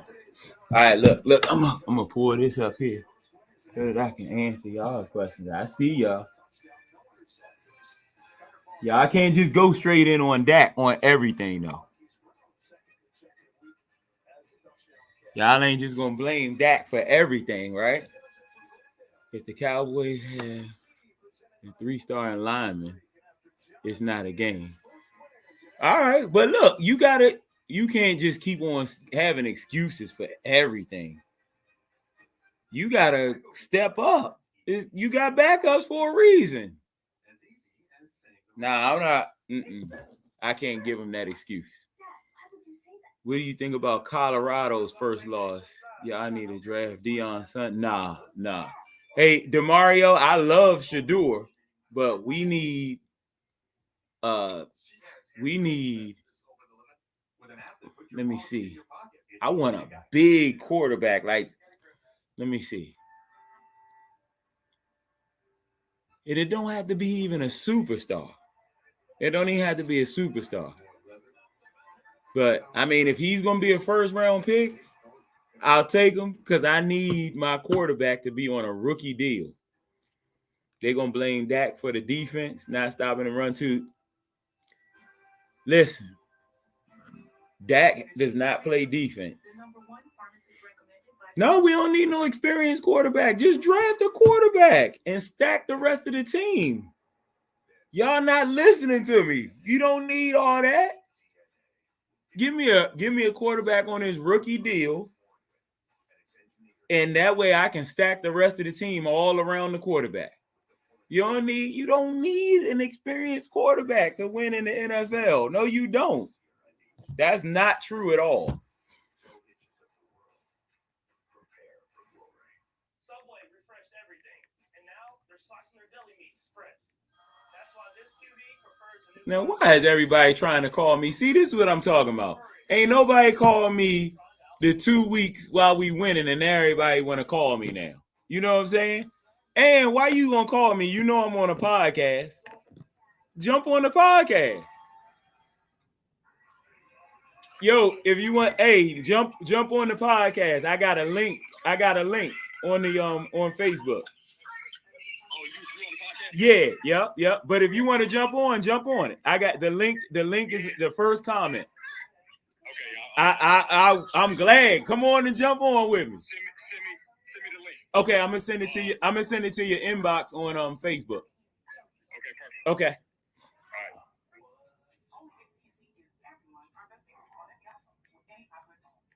Yeah, we about to have us some sports talk. Let's go, KZ.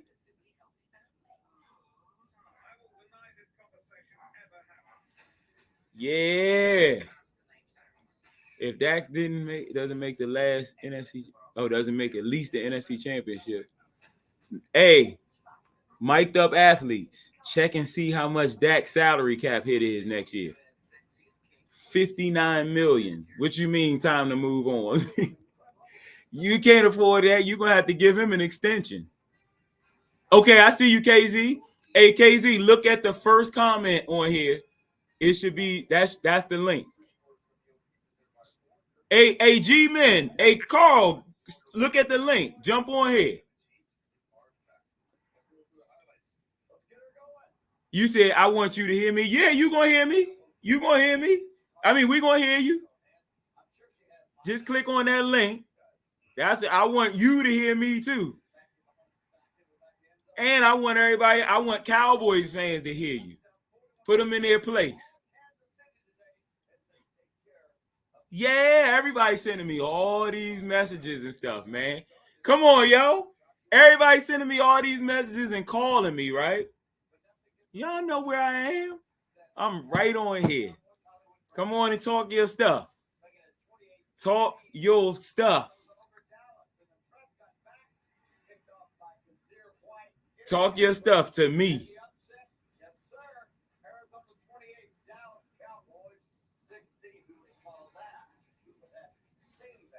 Oh, yeah. Man, Jay Fair, you gonna send me something too? All right, come on. Bring it. You know I ain't scared. This about to be fun right here. Y'all talking trash to me and everything. Y'all ain't even right. I don't even talk trash to nobody. Y'all hilarious, yo.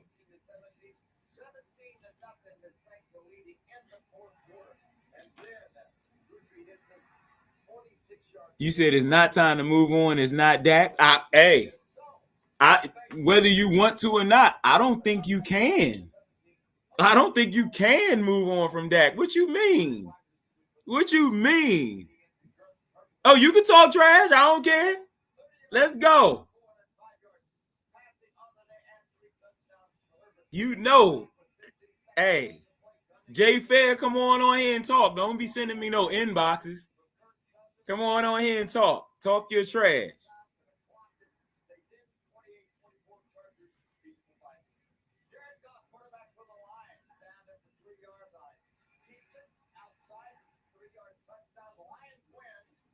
All right, hold on. I'm going to send it to your inbox.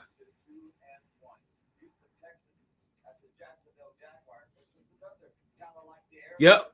Oh, yeah, I know you're objective. I already know that.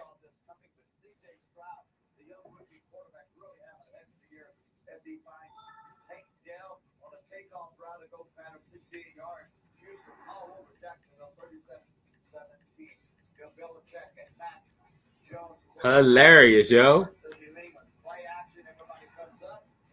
Nah, I don't think it's Dak's fault. Nothing is his fault. Nah.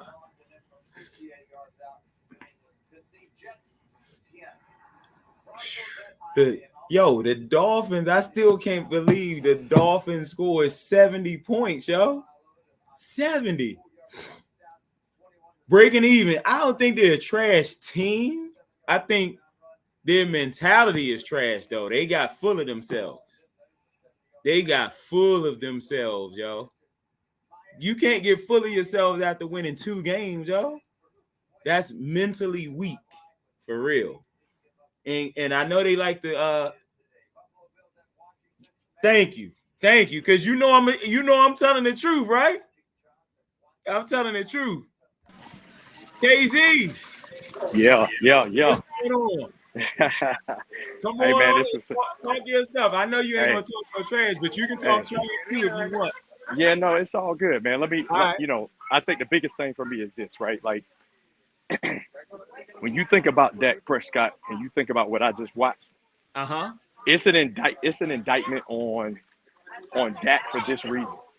The play calling, especially in the second half, especially in the fourth quarter, when you are down 2 scores, you're not down. I lost you, KZ. You still there? Full scores. Okay, there you go. Right? You dropped off for a second. Okay, my bad. What I was saying is the play calling to me is an indictment on Dak. They don't trust Dak Prescott. Okay. McCarthy can't trust him because you would not be constant. They were running the ball down 12 with less than 5 minutes to go in that game. Okay. If you trusted Dak Prescott, there needed to be a sense of urgency. They were calling plays as if it was the middle of the second quarter. Yep. You mean on even one of their last drives, right? That's my point. Yes, you're down 28-16. You're down 28-16. Why are you running the ball and taking 20, 25, 30 seconds between plays? There was no sense of urgency whatsoever. So my only thing from that is there has to be a lack of trust in Dak Prescott. You remember in the preseason they were talking about, I'm not going to throw no interceptions. We threw too many interceptions. And so now what that's resulted in, they've gone a complete opposite direction. Now it's this passive offense. Right. Don't make mistakes. Dink and dunk even more than you normally do. Run the ball more than you pass the ball. And take the game out of Dak Prescott's hands. So you can look up at the stats and see that there are no interceptions, but there's no aggression anymore in the Dallas offense. Gotcha. Yep. Yeah. See, so you said you just don't think that they trust Dak, and that's why they roll back the play calling. You still there? Say it one more time, Phil. It broke up. It broke up a little bit. Say it one more time. So you're saying that the play calling, you think that the play calling is rolled back or scaled back more because of Dak Prescott? No question. Because I think after you see what happens when he is asked to throw the ball a ton, like he was last season, right? And he led the league in interceptions and didn't even play the full 17 games. Then I think there was an organizational decision because Kellen Moore wants to throw the ball. Okay? He wants to throw the ball. You see that? He can say, "Oh yeah, we're running." He want to throw that ball. Okay, and so Dak's throwing all these interceptions, and here comes McCarthy. I guarantee you, the mentality is, "Hey, we're going to scale this back. We're not going to allow. We're not even going to allow Dak to make mistakes. We're just going to try to manage the game. Our defense is so phenomenal, and we'll get where we need to go." All right, so think about this. Everything you just now said. Why, if that's the case, and you might be right? But let's say you're correct with what you're saying, right? Right. Why would you pay this guy over $40 million a year then? I think so. I think in the NFL, and this is just football in general. And you know me, man. I'm an objective person. I'm looking at this like the way I'm looking at it. And I'm from Atlanta. I'm a Falcons fan. So you know I got plenty to talk about there. Okay. So we're going through the same type thing with Desmond Ridder. My point is this. Like, there is so few and far between. It's so difficult to get the quarterback position right. Think about San Francisco. San Francisco drafted somebody, traded away a gaggle of assets to go get Trey Lance, and ended up giving the job to Mr. Irrelevant. Right. That tells you everything you need to know about how difficult it is to get that quarterback position right. And I think anytime any organization sees any inkling or sign that makes them think that this might be the guy, whether it's inflated stats, right?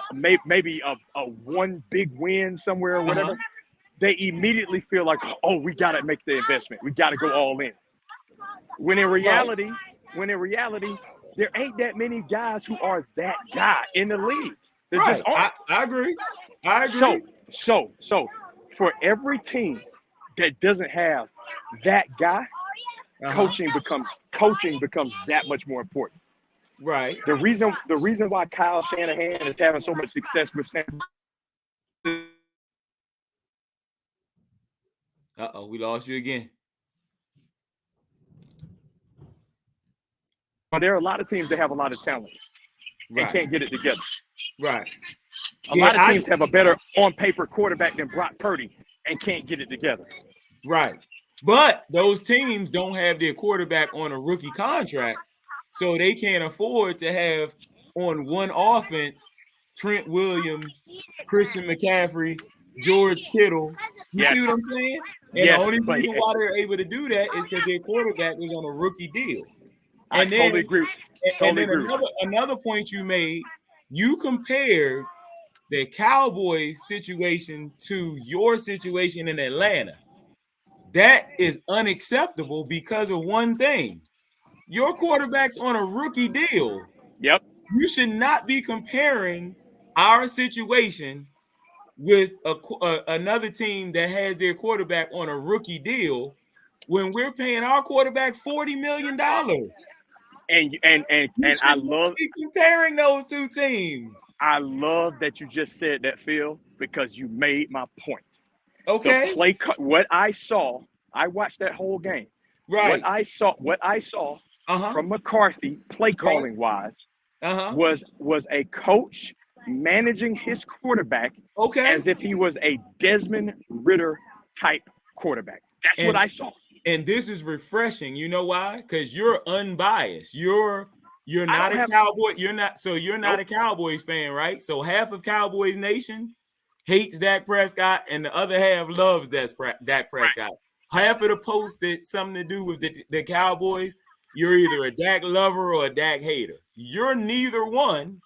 So you're able to sit back and watch it objectively, and you're telling me that our play calling shows that we don't trust our $40 million quarterback. Look at it like this, Phil. That's a shame. The Atlanta Falcons have played 3 games. Right. Okay. Played 3 games. There was one game where our quarterback was forced to throw more than we ran the ball. It was the game today versus Detroit, a game we got mollywopped in. Okay. Right. So what I'm telling you is we had to manage the games. Okay. Manage the games to win our first 2 games. And we barely won those games, right? Right.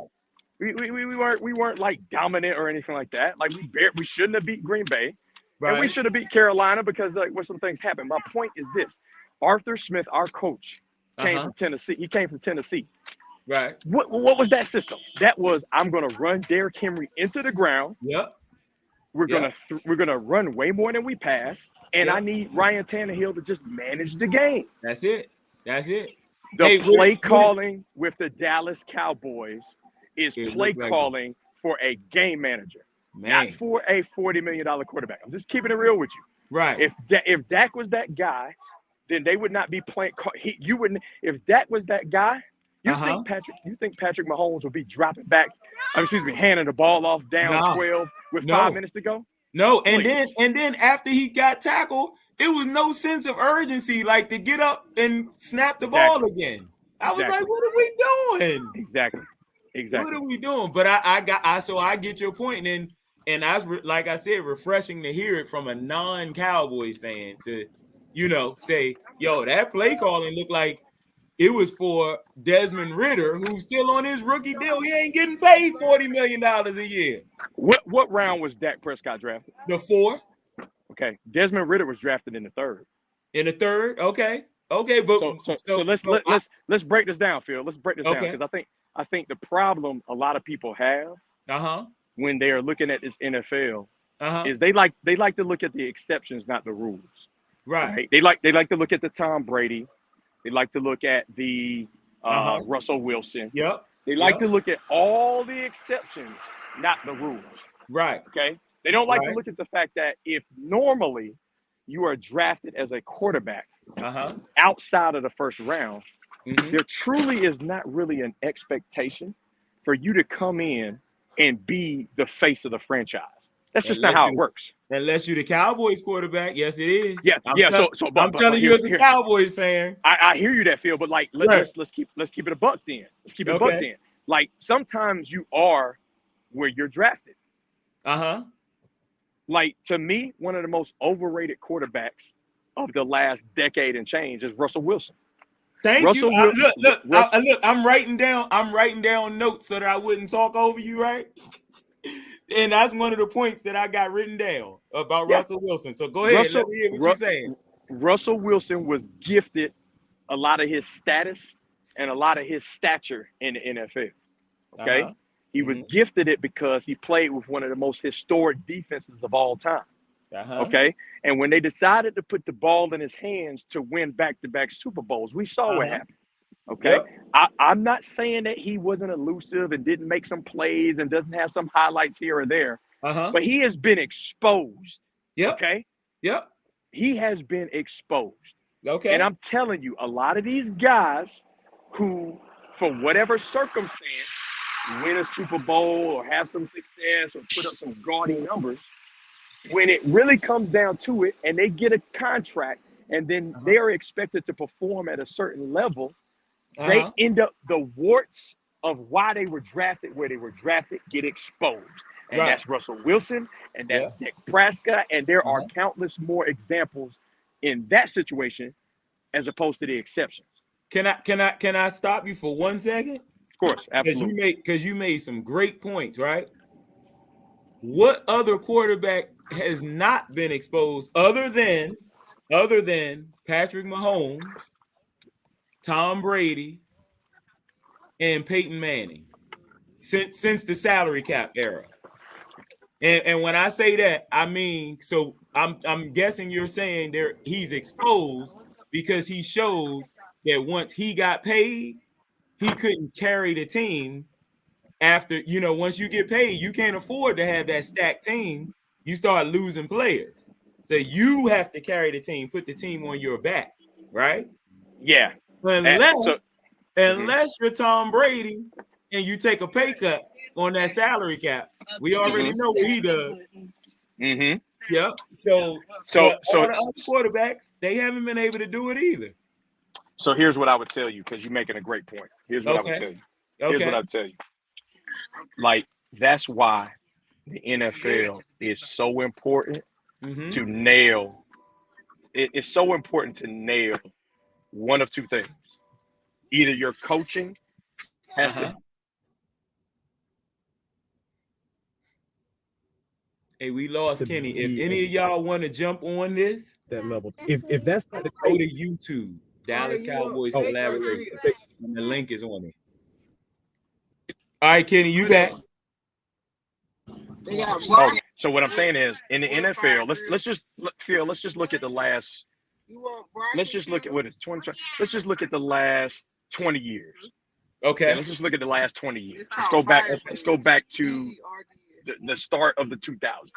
Okay. Yeah. Basically,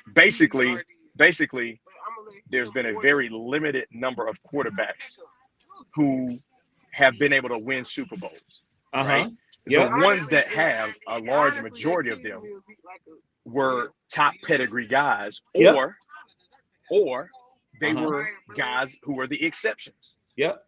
You don't see too many examples of a guy who was just kind of random and then he's there. So listen, Ari. Like that player gets coached up. Kendall, they have broccoli, which will get you. Now hold on. So those top pedigree guys, right? Mashed potatoes. It's not like they had already gotten paid though.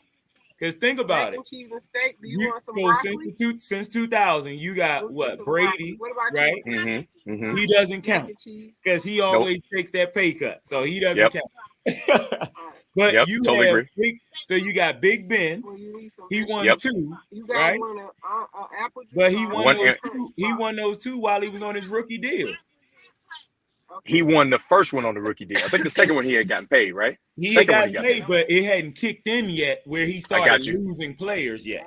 I got you. You see what I'm saying? So some of them, like for instance, Eli Manning, he won his second one after he got signed, signed the big money, but it hadn't kicked in yet to the point where he started losing players.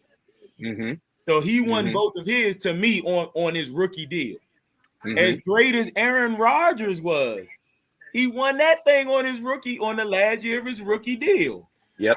Joe Flacco, he won that on the last year of his rookie deal. Yep. My point is, once those quarterbacks, Russell Wilson, he won one and then lost the other one. Went to two Super Bowls on his rookie deal. Yep. What's the quarterback from the Eagles? Carson Wentz. He didn't even make it through the season, and his backup came in and won the Super Bowl for him. But that was the last year of Carson Wentz on his rookie deal. That they were able to have enough money, all of these teams. Oh, and one more. They didn't win the Super Bowl, but they made it to the Super Bowl. Jared Goff. They made it to the Super Bowl with Jared Goff at quarterback, but he was on his rookie deal. Yep. Common thing in all of these quarterbacks. Once those quarterbacks got paid, not one of those quarterbacks made it back to the Super Bowl. Yeah, it's what makes it's what makes, to your point, it's what makes the Peyton Manning, the Patrick Mahomes, and it's what makes those two guys unique, right? And they did get paid. Don't forget your boy. He did it in Denver. The sheriff. Yeah, no, Peyton. I mean, listen. Yeah, I'm sorry. Oh yeah, I'm sorry. Peyton and Brady. Right, exactly. And Mahomes. Yeah. Right. But here's the thing, to your point, like Brady always took the pay cuts. Yeah. Peyton didn't take the pay cuts. Okay? He took a little bit of a pay cut. Slightly. Yeah, but not. Remember he bought that dude TJ Ward with him? Yeah. He bought TJ Ward, he bought DeMarcus Ware, and he bought Wes Welker with him. But he also feel like, if you think about it, he also had the neck injury, so like there was some doubt. Right. And Indy wasn't gonna pay him, so like he wasn't able to maximize probably what he would have. But even in Indianapolis, right? Even in Indianapolis, he won a Super Bowl and lost a Super Bowl. He was already getting paid. Right. He was but again, this goes back to the point we've been talking about. He was lifting. He was lifting up players. He was that good. Yeah. And he was taking a Jacob Tammy, and he's taking Gonzalez, and he's taking guys. Dallas Clark. Nondescript Dallas Clark, yo. Exactly. He's taking nondescript players and lifting them to levels that they otherwise wouldn't be capable of getting to. Right. And it's so difficult to, those guys just are unique. And so that's the point I'm making, is that bottom line is this, Phil. If you're going to go that route where, okay, we're going to draft a guy third round, we're going to take an undrafted Tony Romo, we're going to find these guys, we're not going to draft a guy high, right? And then try to maximize. Here's my thing. If you want to maximize a situation on somebody on a rookie scale quarterback, in my opinion, you might as well go get the highest talent possible and the best coaching possible and pair that up, as opposed to a mediocre talent quarterback, right? And maybe mediocre coaching with all this talent on the roster. The Dallas Cowboys have consistently had one of the best rosters in this league for several years now. So the only thing holding them back is the two most important positions / in the organization, the quarterback and the coach. And that's what I before you came on here, I was just asking the people on TikTok, when is the last time the Cowboys drafted a quarterback in the first round? Even at the back of the first round, you can find somebody. No, I'm talking about when is the last time the Cowboys? Yeah, no, you're right. I don't remember. It's a parallel. Who's the last quarterback they had that won the Super Bowl? Was it Aikman? Yeah. Yeah. That's the last time they drafted a quarterback in the first round, and you wonder why you're always blaming your quarterback for stuff. See, that's what first round. I totally agree. And that's why, that's the only reason, Phil, being objective, because like I said, I don't have nothing to say here. It was Aikman, yes. Yeah. Right. I don't have anything to say here about Dak one way or the other. He is what he is. Right. The only reason you can give him a pass is because he was drafted where he was drafted. He was the expectations were unrealistic. He fell into the job, right? Yep. And then a lot of these seasons that have gone by, the stats get inflated because Dallas is down. He's throwing a lot of passes. He's accumulating all these yards. Yeah. And again, I'm not saying that he hasn't had moments or shown flashes of like being a pretty good quarterback. Right. But the bottom line is sometimes you are where you're drafted. Yeah. These NFL organizations spend a ton of time and money to assess scouts all time. I mean, this is their job. This is their livelihood. Yeah. They don't take it lightly. Okay. And even with that, they make mistakes. You don't nail it every time. But here's my thing. If you draft a Dak Prescott in the fourth round, if you draft a Desmond Ridder in the third round, if you draft even a Russell Wilson in the third round, you cannot tell me that your expectation was that he was going to be the face of your franchise. He might have evolved into that. Right. But there's no way that was the expectation. No way. Hey, look, when they drafted him as the backup. Well, he wasn't even a backup. He was the third string. Kellen Moore broke his foot that year. Right. So that's why he couldn't get in after Romo got hurt. That wasn't even supposed to be he wasn't even supposed to be in there. Wow. So yeah, they have just dropped the ball in my opinion. They by not even trying one since 1989. 1989 is the last time you drafted a quarterback in the first round. That's crazy. That's just crazy. Let me get your thoughts on this though, Phil. Like as an organization, like you hear it all the time, right? Like you go back and look at the teams that have actually won championships. Yeah. Like again, we go back 20, 25 years. Most of the championships, you go look at the quarterback, go look at the guy who's holding up the trophy. They are a high pedigree guy. Brady throws the whole narrative off, and so I think it's an ego thing. I feel like instead of trying to look at what works outside of Brady, I feel like a lot of these organizations are trying to find that diamond in the rough, as opposed to just finding the true talent and then surrounding that talent early in their career with the right type of players. Yeah, you know what I'm saying? Like why draft somebody in the third round? Like for instance, let's again, not to get too. I don't want to stay on topic with the Cowboys, but no, you good, you good. This ain't just for the Cowboys. That's what I keep trying to tell people. I might need to change the little thing around it so that people won't think I'm just talking about the Cowboys. I want to talk about all the sports. Yeah, right. But look at it. Kyle Pitts, first round pick. Okay. Drake London, first round pick. Bijan Robinson, first round pick. The Atlanta Falcons, from a skill position standpoint, have some of the best offensive skill guys, young guys in the league. That's not even for debate. Okay, these guys have talent, but you watch an Atlanta Falcons game, and they can't even get a ball thrown to them. Right. They can't even get schemed up for a pass because either the coaching, the play calling, or the quarterback. So you can pick whichever one you want, but if both of those are deficient, you're gonna have a problem. Yeah. And so if you don't trust Dak Prescott, if you don't trust the $40 million quarterback, you paid a third round guy. You paid him as if he was performing at a level that was deserving. Right. Well, fourth round for Dak. Oh, you talking about Desmond fourth Ridder? round. Yeah. Okay. No, I'm talking about Dak Prescott. Prescott. Makes no sense. Again, I'm sorry. All I know is this. I sat there and watched that game with no dog in the fight. And I'm sitting here looking at Dak Prescott, and I'm sitting here like, man, they don't even want him to throw the ball downfield. Every time he threw the ball downfield, it was one of those go routes, like let me just throw it up there and hope in a prayer, one-on-one or whatever, double. Let's just see if my guy comes down with it. It wasn't any design like, okay, we're setting it up to do this. No, it was, oh man, let's just throw it down there and see if we get some quick points or get down the field quickly. Otherwise, why are you running the ball as late in the game as you were? They were so casual with it. No sense of urgency. And to me, that's more indicative of a lack of trust than it is, oh, this is just the best way that we can win. Like, man, hey, look, Diggs is down now.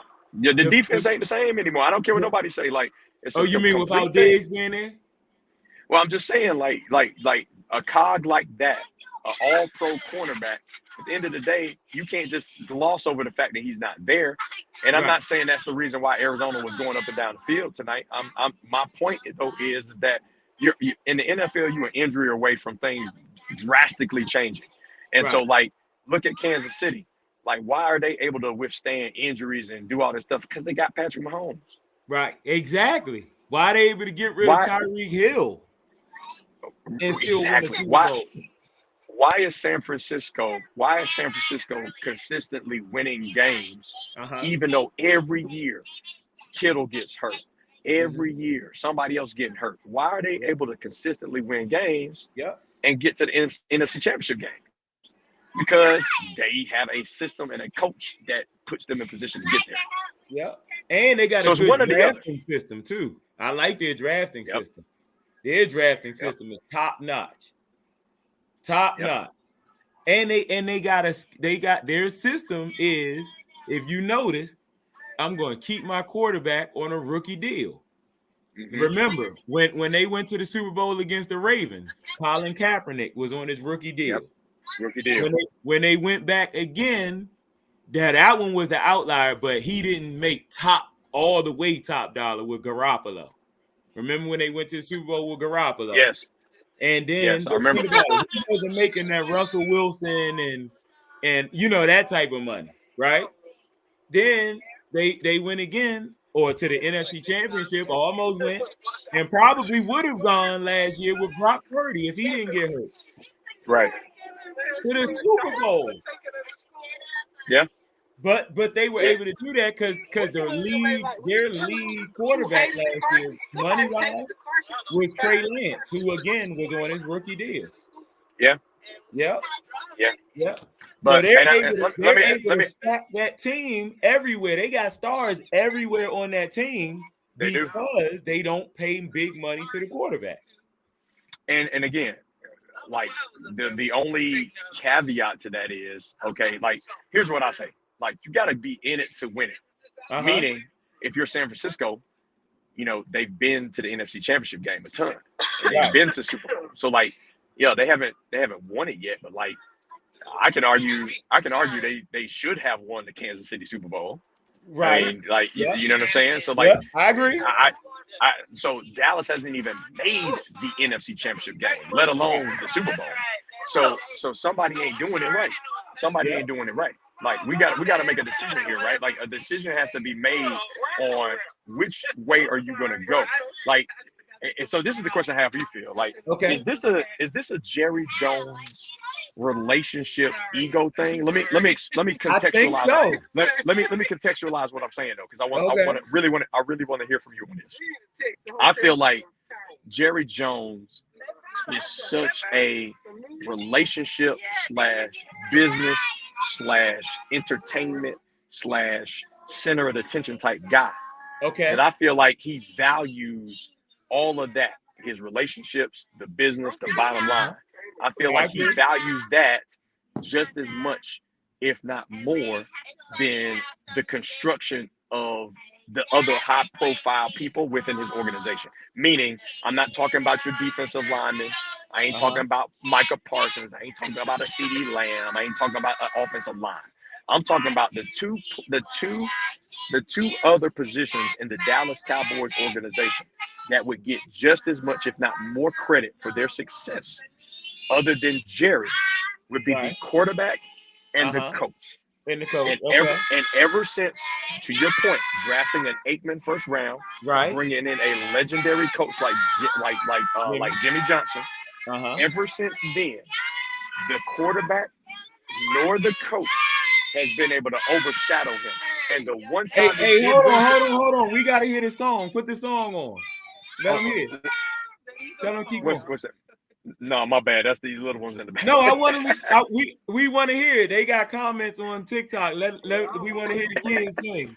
Man, listen, man. Now you don't want that, man. They'd be out here going crazy. Look, they talk about let the kids sing, let the baby sing. Hey, look, they're gonna have a good time back there, man. I'm sitting here trying to But no, my point is that the one time he did bring in a coach who potentially could overshadow him, they clashed and he was gone, Mr. Parcells. Yeah. Okay. Yeah, I agree. So I think this is just as much of an ego thing of I need to be the reason or the face and the reason we win this. And if I have a quarterback who I believed in him before anybody else, I got a coach that is nondescript, or he won a Super Bowl, but like they're not gonna give him credit. It's gonna be like, man, look at the team that Jerry Jones constructed and how they led them to the Super Bowl. That's not what it should be about. That's not what it should be about. But I want to hear from you, because I don't. Again, this is just me looking from the outside. I don't follow the Cowboys like that. What I see is there's a lot of ego at play here, and I think that could be holding y'all back. Hey, guess what? I just got your voice on. I can record that right there. I'm about to send that out to Cowboys Nation. You know why? We have been trying to figure this out for years. Why, Jerry? So like, remember when they got Wade Phillips, right? Right. I wanted us to go and get Mike Singletary. But Mike Singletary would have been a strong head coach like Parcells. So what you're saying actually is an outside person looking in. You've been able to answer something that we've been asking for years. Why did Jerry give up on Parcells when Parcells turned that whole team around? It's probably because if Parcells would have won the Super Bowl, it would have been Parcells getting the credit like Jimmy Johnson got the credit. So just brought that up, and that's probably it. Think about it like this, Phil. Growing up, I remember them Dallas Cowboys Super Bowls, right? I'll give you a little personal story here, man. So growing up, man. Well, no, I'm gonna give you a little personal story. What I'm saying, like growing up, my favorite non-Falcons team was the Buffalo Bills when they had Thurman Thomas and all the crew. The ones that the Cowboys happily smacked. Come on, name all of them. Name all of them. Thurman Thomas, Reed. Bruce Smith, Andre Reed, Jim Kelly, James Lofton, Cornelius Bennett. The list goes on and on, man. You know what I'm saying? Like, the biscuit. Yeah, man. I mean, they was unbelievable, man. But obviously, those Cowboys teams were unbelievable too. And here's what's crazy about it, right? By the time Buffalo got to that fourth Super Bowl, which was played in Atlanta, and they were up 13-7 at half, and then Dallas proceeds to outscore them 23-0 in the second half, and win the back-to-back. My point is this. Growing up and watching the Cowboys at halftime. That's right. Yeah, my bad. You got it right. Look, we be on everything. Exactly. But you know what I'm talking about. You know what I'm talking about. So 24-0 in the second half. So my point is this. What happens is Cowboys win those 3 out of 4. Okay. You know what? Anytime they go back and show the little highlights and all that stuff, what do you remember? What do us casual fans remember? How about them Cowboys? That's what we remember. That's the thing that's played in the Jimmy Johnson getting his hair like messed up or whatever. That's what the non-Cowboys outside fan remembers from that era, outside of Aikman and Irvin and Emmitt Smith. That's what we remember. So Jimmy. Right. We don't remember Jerry Jones. Right. I don't. When I go back and remember those times, like I don't remember Jerry Jones. I remember like him being happy that they won. But nobody ever said, "Oh man, Jerry Jones is the best owner in football. That's why they won this thing." Now we looked at y'all went and got the best coach in college. Y'all had the best running back in the game. Y'all had the smartest quarterback in the game. And you had one of the best receivers of all time. Like that's what we looked at. Don't forget that O-line. Don't forget that O-line. Again, we could go on and on. Don't forget that O-line. No. Listen. I know y'all got you got Cowboy Nation in here, man. We can sit here and talk all day about them. Yes, sir. Days, yes, right? sir. We can do that, and I respect that. But my point is that the only way you're gonna able to recapture that magic as a Cowboys fan, right, is you got to get back to what made you successful during that time, right. And Jerry Jones doesn't seem to get that because the ego is there. The ego is there. and this is from a non-Cowboys fan, y'all. I've been saying this for years. Draft a quarterback in the first round.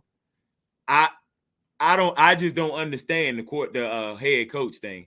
But even what you're saying about Parcells and any strong-willed head coach, I figured that's why he got rid of Jimmy Johnson, because everybody in Cowboys Nation gave all the credit to those to Jimmy Johnson for those 3 Super Bowls.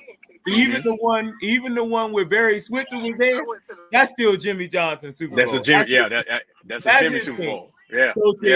So to hear a non-Cowboys fan say, I remember Jimmy Johnson, not Jerry Jones, that lets me know, okay, that's why definitely is why he got rid of Jimmy Johnson. But now you're explaining why they got rid of Parcells so fast too. Yeah, right? Absolutely. And I feel like now you're and with that being said, I've been wondering since Aikman retired why we refuse to draft a quarterback in the first round. I think it's all that. And you just answered my question. It's because Jimmy wants to find his diamond in the rough and take credit for this Super Bowl. If Jimmy Johnson was able to, if he was able to die saying, I was the reason that we won our next Super Bowl, I think he would. I think he would die a happy man. I don't think he would die a happy man if that was not the case. That's what he wants. I think that's what his goal is. His goal is to be the reason why. The reason. Yep. That's it. Think about it. He purchased look what he's created. He's created the most valuable sports franchise in the world. Really. The most recognizable, the most valuable, the most polarizing, the most he is able to build it from a business perspective to the point where it's so self-sustainable. It's so driven by something bigger than just football. Like Cowboys, like the way people hold the Cowboys and the way the passion of y'all fans is on a level that like a lot of people can't understand. Right. But you know what the real origin of that was? It wasn't Jerry Jones. What you mean? Which origin?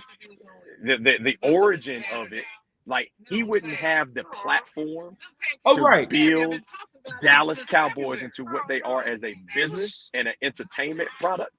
If they did not win those 3 out of 4 Super Bowls, if he didn't have the Troy Aikman, if he didn't have the Emmett and the Michael and the offensive line and the Jimmy Johnson. Right. So he it's almost like he has forgotten that's what it is. Yeah. And he takes it for granted. And that's why. And honestly, I think he's fine with it because when the Cowboys lose over the years, you don't really see him like be super upset about it. He almost is explaining it away or like XYZ happened or whatever. You don't really feel no pain. All right. So hold on. I gotta stop you there because a lot of Cowboys fans say the same thing. So you might be right again because you're outside looking in. So I argue with Cowboys fans and say this: if we won another Super Bowl or if we continue to win, don't you think Jerry would make even more money? And Jerry knows that. So why do so many people, including you just now said that, why do you guys say that Jerry doesn't care about winning? I think Jerry's biggest thing is wanting to make more money. So he would make even more money if they won. So I think he is kind of upset when they don't win. So he wants to win his way though, Phil. Okay. So there's a difference between wanting to win at all costs. Okay.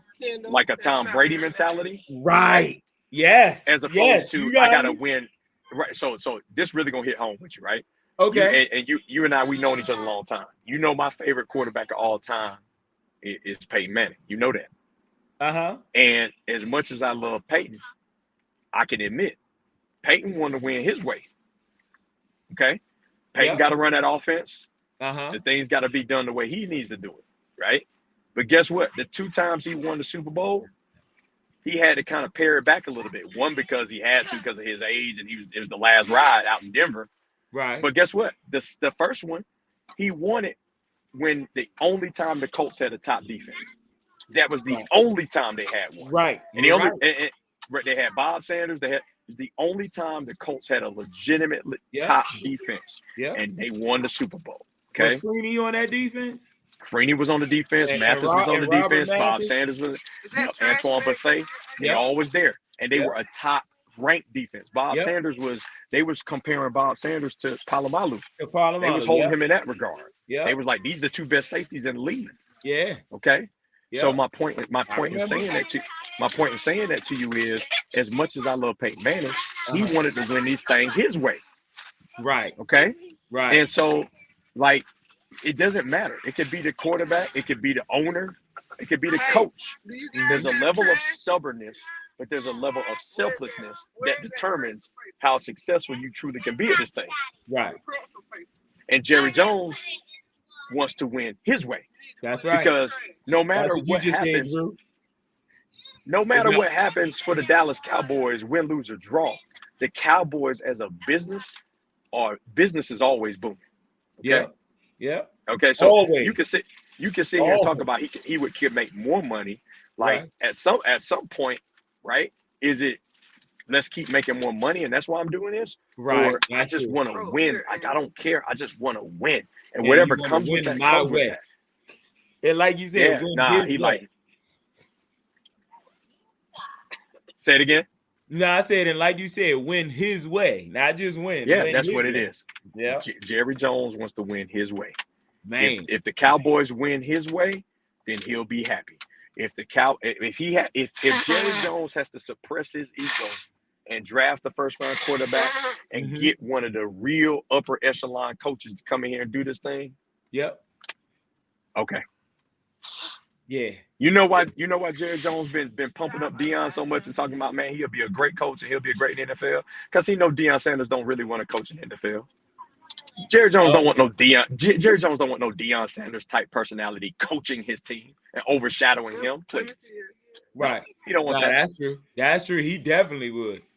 But guess what? He'll hype it up and say, and he gonna win the press conference now. He gonna tell you how great Deion is and he's a great NFL coach and this, that, and the other. But when brass tacks comes to it, he's talking from a position of comfort because he knows Deion ain't leaving college. That's what Deion wants to be in college. That's right. Ain't no need for him to leave. Yeah. No need for him to leave that spot. Now we ain't gonna go down that rabbit hole about yesterday. I saw that coming, but hey, it's been plenty of look, you know this Cowboys talk, so you know it's been plenty of comments about that. What you got to say? What you got to say about man? Like here's the thing, man. Like I mean, if you watch college, you know I'm from Atlanta, I'm from Georgia, so obviously I'm happy about my Georgia Bulldogs and all that. But like obviously I grew up in SEC country, so I watch a lot of college football. And the bottom line is this: like if you don't have top level talent across the board, like I'm talking about like 5-star recruits on every level, offense, defense, and college. And basically you're not going to be able to win these high leverage games. And so they played a TCU team that had lost most of its players from that championship team. So that was fool's gold. Then they struggled with, they beat Nebraska, but Nebraska's rebuilding their program. Right. And then they beat Colorado State, which is a rivalry game. So you knew it was going to be close anyway, but Colorado State is no power. Right. So there was a lot of fool's gold going on for 3 weeks, right? And and college game day, big news, all the press. Like they were set up to have something like this happen, right? Because Deion knew that his team wasn't ready for that. That was a little bit much. Right. So I mean that's really all that. Look, they got a tough one this week. Now they went from playing against number 10 in the nation. Now you got number 5 in the nation waiting for you. And you got somebody who Caleb Williams. See, now, Bo Nix is good, though. How old is Bo Nix, by the way? Man, Bo Nix is 27. Right, Bo Nix used to play for Auburn, right? Yeah, Bo Nix was at Auburn, man, for 2 years, and then went over to Oregon. So Man. I think he redshirted, and he's had a long career, man. Like I want to say he probably been in college like 6-7 years. Because he was the quarterback. Was it another quarterback between him and Cam Newton, or was he the next quarterback? I think there was one in between him and Cam. Okay. I'm trying to remember the guy's name. Okay. Yeah, but there's one more. Okay. Man, oh man. Well, this was great talking to you, man. You can come on this joint anytime. and as you see, it ain't gonna be just about the Cowboys. It's about whatever. Man, I love it. You know I support anything you got going on, man. Yes, I think it's awesome that you're doing this, man. And but no, man, I felt compelled to reach out to you, man, because like I said, it was frustrating for me watching that game and watching the lack of trust for Dak Prescott. That's really what I would boil this down to. And if I'm a Cowboys fan, right? Because I think you're different than a lot of the Cowboys fans that I interact with. I feel like you still a lot of times will have a level of objectivity when assessing the Cowboys. Yep. I feel like a lot of times people get frustrated with Cowboys fans because everything is zero-sum game, right? I won that week, so I'm the best team in the world. Right. And you need to give me my props. You don't talk right. Cowboys. Right. And if I lose, I got some reason or excuse why I was a loss, and don't criticize it. You can't have it both ways. Like you got to be able to have some level of objectivity when you're looking at it. And so when I look at the Cowboys and I look at how I thought I was watching the Falcons game, the way he was running the ball. Like I said, like, are we not about to try to win the game? We just gonna try to look into a win? Like, come on, man, what are we talking about? That was crazy, man. That was crazy. I'm sitting here yelling at the TV and all on the TikTok, like, yo, what are you doing? We're not even in hurry up offense right now. Why? Why are you not in hurry up offense? I don't know, Phil. I'm not, like I said, not a Cowboys fan, but I know any Cowboys fan worth their salt should be beyond frustrating watching that because here's my thing. I know I am. For any Cowboys fan who would be like, well, I'm gonna criticize McCarthy. I'm trying to tell you right now, there's a reason them play calls was made like that. Right. There's a reason. They don't trust Dak Prescott. That's crazy. And you got to think. Listen, we can sit here and say 40 million and this, that, and the other.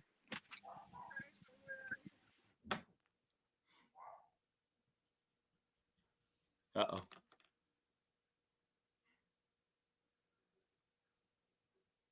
Oh, that's on him. Okay. Put this one on. So we gonna still be talking, but I got you. I got the game for y'all. So y'all can share it. If anybody missing the game, it's on TikTok. What up, man?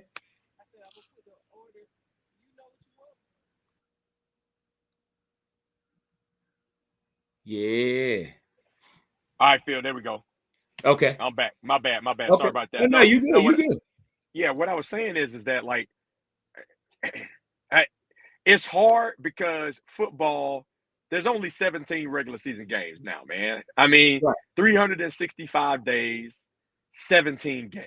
So 17 opportunities outside of the playoffs to cheer for your team, be passionate about your team, and actually have it mean something, man. So these are like just isolated opportunities to truly embrace and enjoy what you're watching.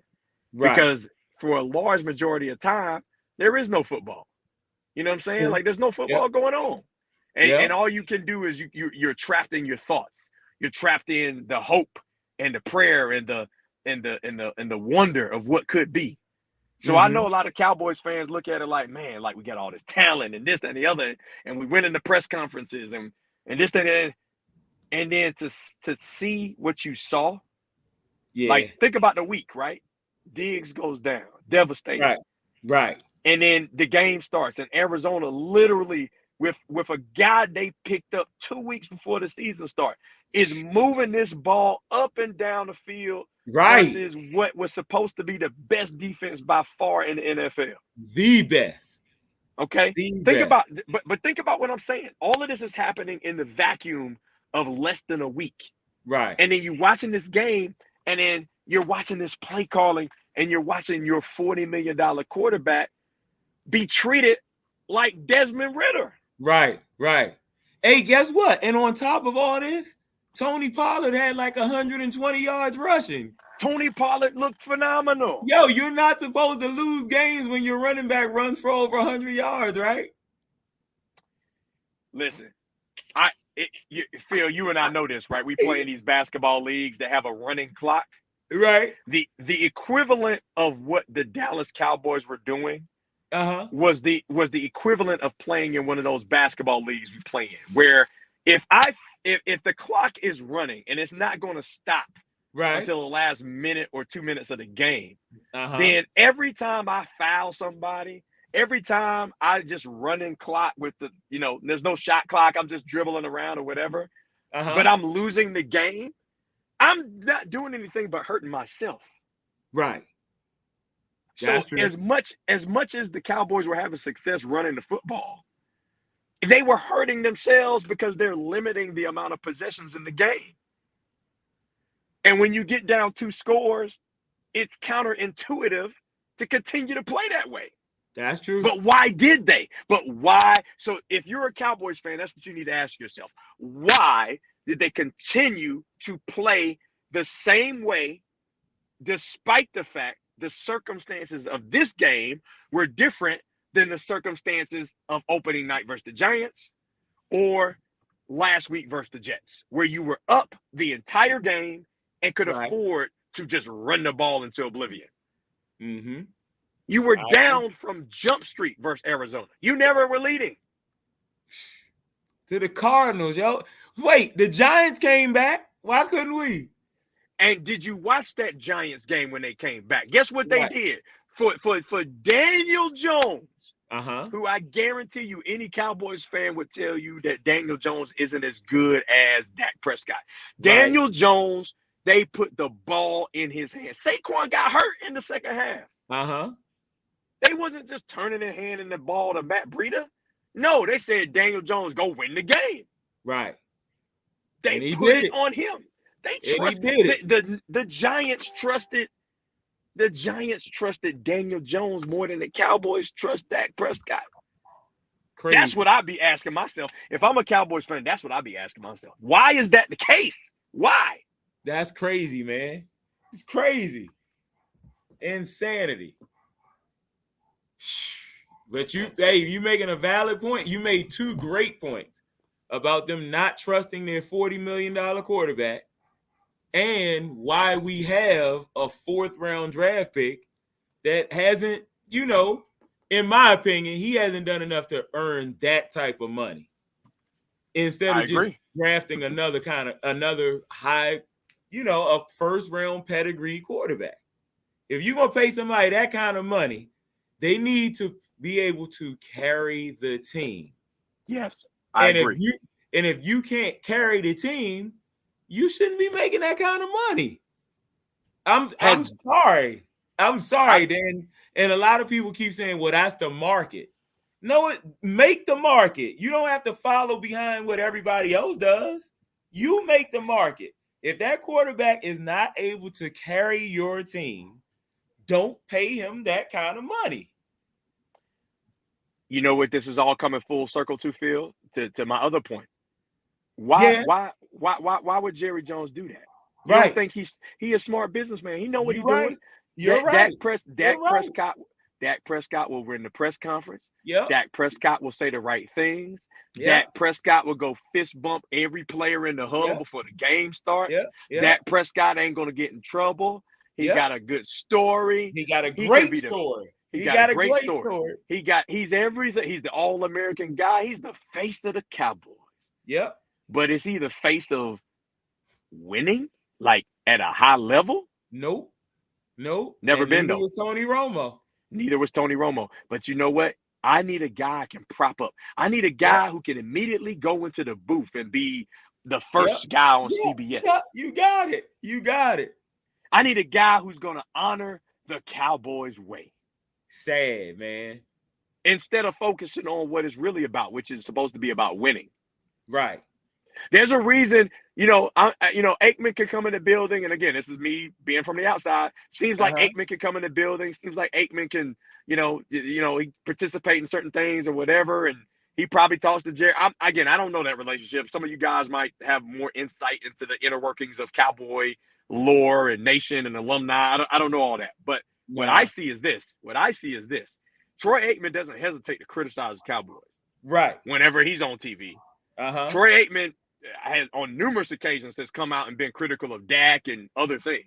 I think Troy Aikman knows what I think he stops himself short of really saying what he want to say out of respect for Jerry and the Cowboys. And he was a Cowboy. He is the Cowboy quarterback. But I think if you gave Troy Aikman some truth serum and really sat him down, I think he'd be saying the same things we've been talking about right here. That Jerry wants to get this thing done his way. He don't want to go find the next Aikman. He don't want to go find the next Jimmy Johnson. Yep. Oh, I'll get a talented running back. I'll get a talented defensive end. But I ain't about to go. Not a quarterback. Not a quarterback. Not a quarterback, and not a big time personality head coach. Yep, we're not gonna do that. Right. Them days over with. Man. Well, hey, look, everything you're saying, it makes a whole lot of sense. Especially coming from an outside person. Outside looking in. That's terrible, man. Terrible. Hey. Well, what did your boys? Did they play? I ain't even checked the Falcons out today. Yeah, and again, they played Detroit. They went up to Detroit. And they got destroyed today. Okay. There was no point in the game where you felt like the Falcons were going to win the game, even when the game was close. You just did not feel like they were going to win. They couldn't move the ball. Detroit basically said, "We're not letting Bijan Robinson and Algier. We're not letting y'all beat us. Y'all ain't, we're not about to let y'all just run. No, y'all going to have to pass this football." And Desmond Ridder proved that he can't do it. And of course, we've got a stubborn coach who comes from Tennessee, and he's used to running the ball with Derrick Henry, and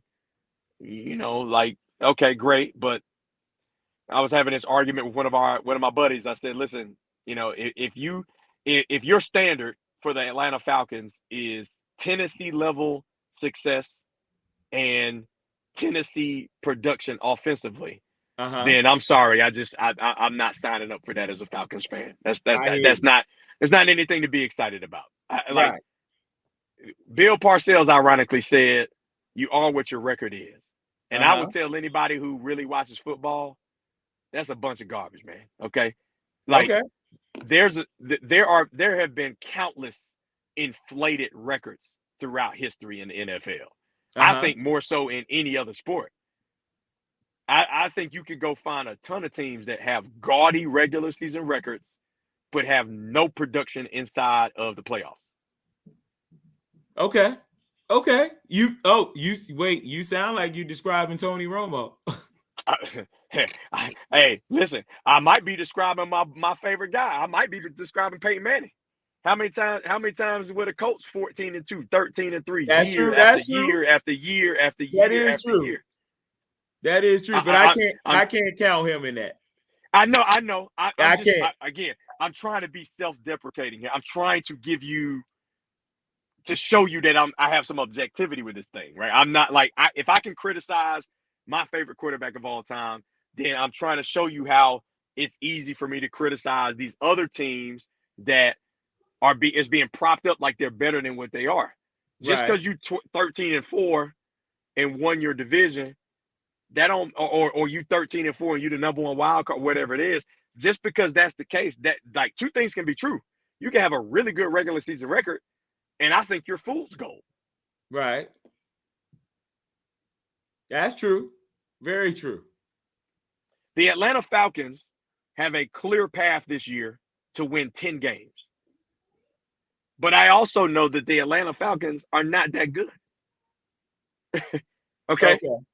Right. So because you go ahead.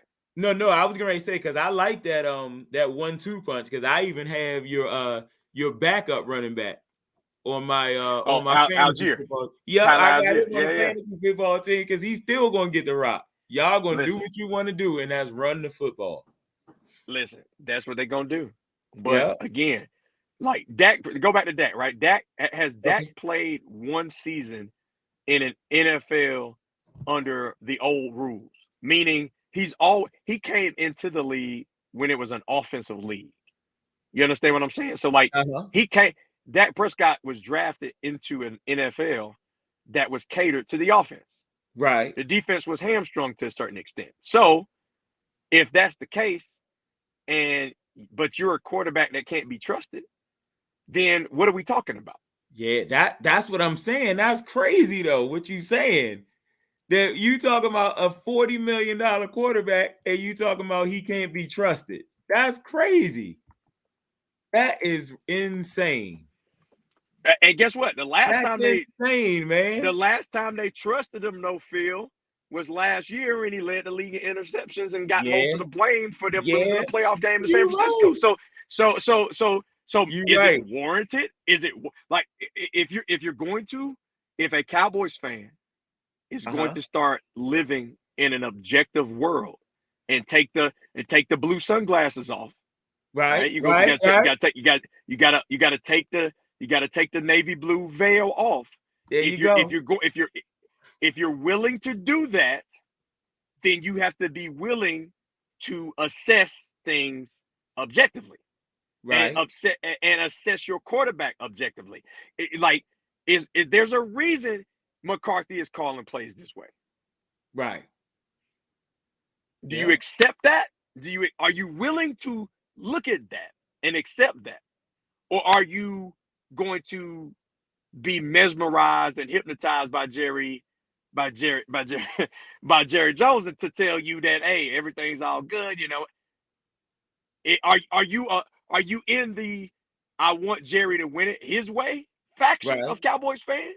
Right. Or are you a Cowboys fans who wants to truly get back to when y'all was winning and had a reason to be flying the banners and have that level of pride that you have to this day?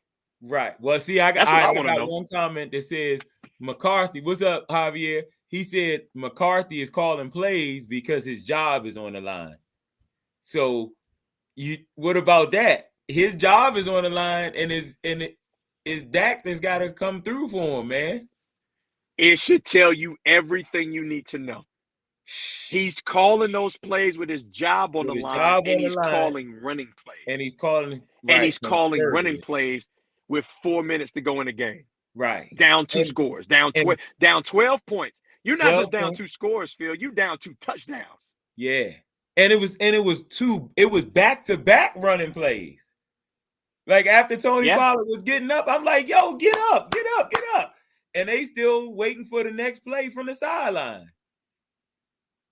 They on 2 touchdowns. No sense of urgency. Man. Look, that person who said that he's calling plays because his job on the line. Well, guess what? He like, look, if my job on the line, I'm gonna die with running the ball. I'm not dying like putting it in Dak's hands. I'm only gonna let Dak pass it when we absolutely have to. And if he messes up, it's just gonna be on him. It ain't gonna be on me because I was calling plays to at least put us in position to win. Our defense ain't do what they need to do. Right, we're supposed to be holding teams under X amount of points. They scored 20 some odd points, they scoring all these points. What do you want me to do? Right. I ran the offense the way we had success running it the first 2 weeks. Yeah, he said pretty much. So you got it. Say it again. Look, they said this dude sound like he need to be part of Cowboys Nation.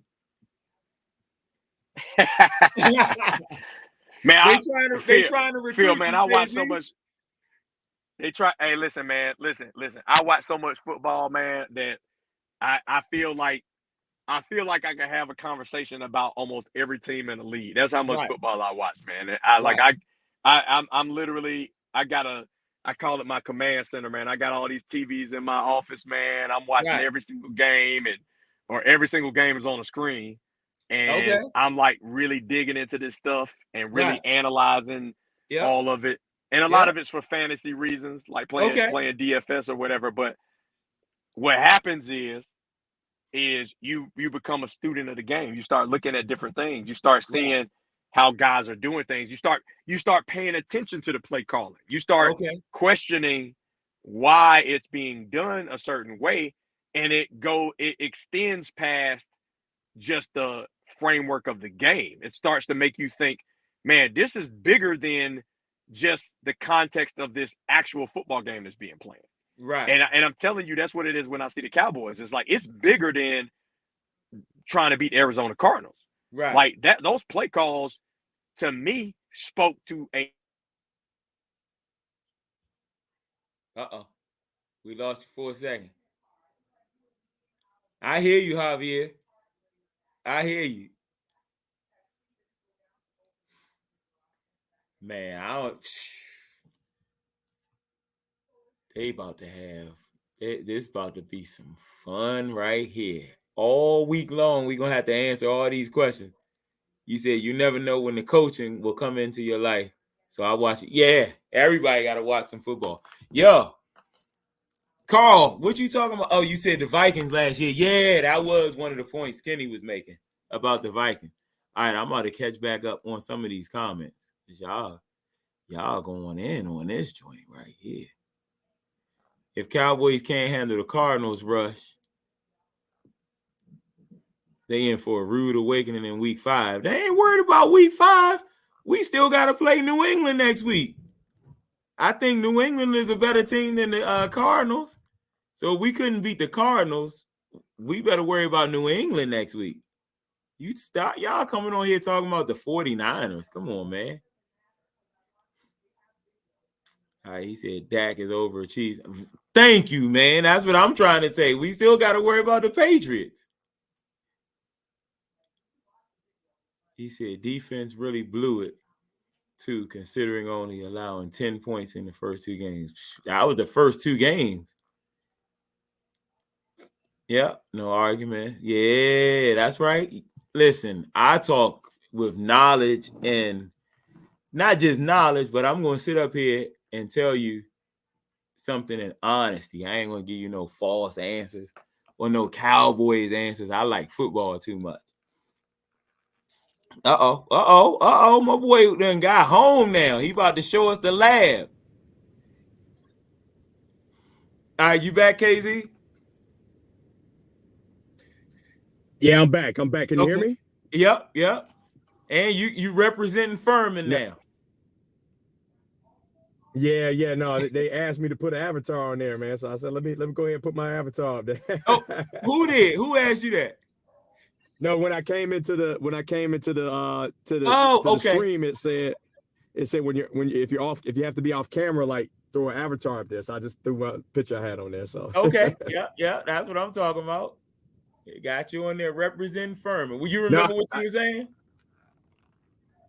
Yeah. I was just saying, like, watching that game, what's crazy is like Arizona trusted Joshua Dobbs more than the Cowboys trusted Dak Prescott.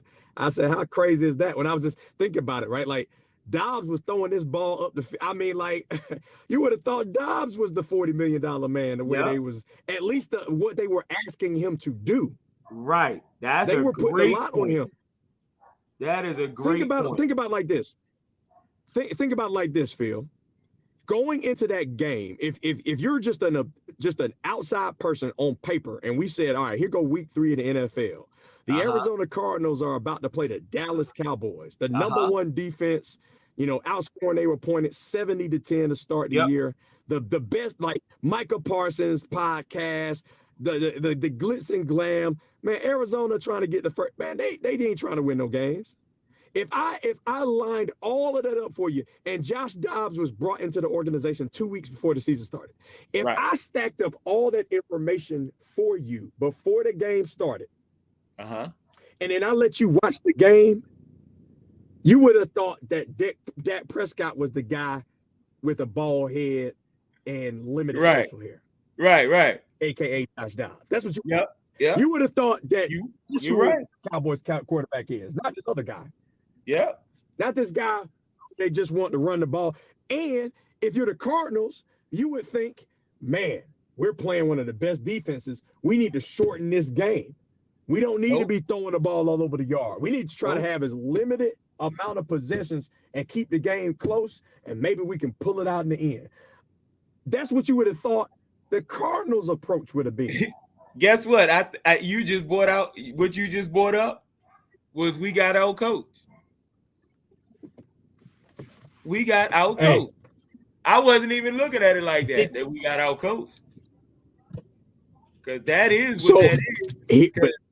Because for them to worry about our defense and let him just open up the playbook, that's the opposite of what I was expecting. You're right. The Cardinals were attacking the Cowboys. Yeah. All game. They really were. All game. Man. Josh Dobbs was throwing the ball down the field. They were being ultra aggressive. They weren't like passive and like, all right, let's play the field position game and try to keep this game close with the Cowboys. No, they was like, man, we at y'all head. We coming at y'all. Right. Meanwhile, the Cowboys, who's supposed to be one of the best teams in the NFL, played a passive ball game.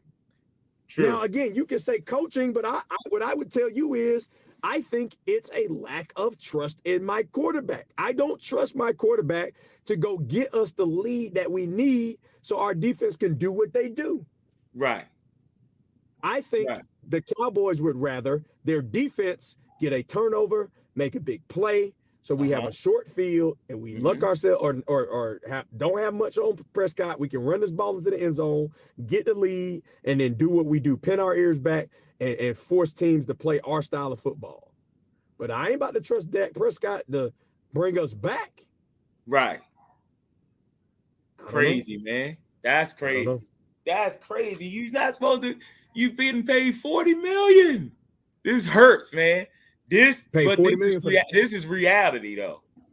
This is reality. Hearing you say this as a non-Cowboys fan, that's crazy. The stuff that you think already, but to hear it actually from another fan, man, that lets you know that's unnecessary. Then unnecessary luxury. All right, let me see. Yeah. Oh, can you hear me? Yeah. You went out for a minute. I don't know if I'm on. Can you? Okay. Sorry about that. No, I agree with you, Phil. I feel like at some point, every NFL team has to create an environment that allows them to evolve and play different type of ways. Like I don't think that you can just say we go only play this way to win. And if we don't have that situation, like you need a situation where some games I'm down, some games I'm up, some games are tight, back and forth or whatever. And I need to be able to evolve in any situation. Dallas looked like this is the way we're going to play no matter what. Like we basically are going to play the same style of football, whether we up 30 or down 12. Right. And you that's not sustainable. And look, y'all are making good points about this running the ball because McCarthy's been talking about that since preseason. That when we this year we are going to run the ball. We are going to run the ball. And he's been saying that since preseason. So maybe he's already thought about that. Like you were saying, his job, or somebody said his job is on the line. Maybe that's what he was thinking. Since my job is on the line, I'm going to take the ball out of the quarterback's hands and we're going to run the ball because this is what we do best. But that's crazy, though. Against them, you're down 2 touchdowns. I still can't get over that, man. Still can't get over that. Yeah, the Patriots are next. All right, hold on. I'm gonna go down and answer some more of these right here. Because that was a lot. That was a lot of comments right here. All right, you back. Yeah, sorry about that. Having some connection issues there. Okay. But no, go ahead. I missed what you were saying. What was I saying? I forgot what I was saying because I finished the point. But what were we talking about before you got left? I think you were talking about what McCarthy was saying all offseason leading up into the season. Oh, right. So when you were making a point earlier about one of the guys on here said something about that McCarthy is calling plays because his job is on the line, and you were like, how fitting is that with his job on the line, he's calling his play calling is so conservative, and he's got a $40 million quarterback, right? But he's been talking about that since preseason, since they talked about Kellen Moore moving on and he was going to take over the play calling. He specifically keeps saying, we're going to run the ball. He's been saying it, and he was honest because he was true to it today. They ran. Oh, yeah. They was running it, man. They was running it. I mean, and like what's funny, Phil, is like in this contemporary NFL, how many teams like that's their bread and butter is like we just about to be running the football. Like you don't, I mean, the teams that have had success, like, yeah, you run it. Like even Philadelphia, yeah, they run the football, but like Jalen Hurts, I mean, they trying to really get the ball up the field. Right. Like the Philadelphia's offense, yeah, they'll run it. They're going to pound it. They're going to try to, control the game. But when they let Hurts throw, he ain't throwing it 5 yards and 2 yards and screen passes. And man, Dak threw about 4 or 5 passes that wasn't even passes. They would have been laterals. They would have been, if the guy didn't catch it. I saw that. And I'm sitting here like, how many times you going to throw it behind? Like you literally are putting your possession on the line with these throws. Yeah. Let alone throwing a potential interception. Like you throwing the ball and it's not even going forward. You're so conservative. So the Philadelphia's throwing the ball down the field. Kansas City's throwing the ball down the field. Brock Purdy was throwing the ball down the field. Yeah, he had a couple. San Francisco, they're gonna run their little offense. They trying to set you up, but they let him throw the ball down the field. Right. Design throws down the field. And look, and all these quarterbacks you talking about, wait, did all of them making $40 million? man, think about the people who you're saying, Brock Purdy, and like these people on rookie deals, Josh, or the dude that we played today. Yeah, Josh. 2 weeks before the season. It's unbelievable. And we not throwing the ball down the field. You're the State, the Houston Texans. CJ Stroud was trusted more today, than Dak Prescott. Right. That's CJ Stroud was throwing the ball. CJ Stroud, these first 3 weeks, going into week 3, CJ Stroud led the NFL in passing yardage. Okay. All right. I didn't even pay attention to that. Okay. So you're telling me that's what you get from being in that lab. Listen, I'm just wondering. I don't know. I mean, you know me, I'm a basketball guy. I love football. I watch a ton. I study it, Right. But are you telling me that CJ Stroud should be trusted to throw 91 passes? And I know they might have been down or whatever, but they weren't way down versus Indianapolis or Jacksonville. They were in the game. He's still okay. They on the road. His first game ever in the NFL. They on the road at Baltimore. He throwing the ball around. What are we talking about here? Right. What has CJ Stroud done in the NFL that he should be more trusted to throw the football than Dak Prescott? Right. Right. The $40 million quarterback. And you got your job on the line. And you, the coach, got your job on the line, and you won't even put the ball in your quarterback hand. Crazy. Man. We in trouble.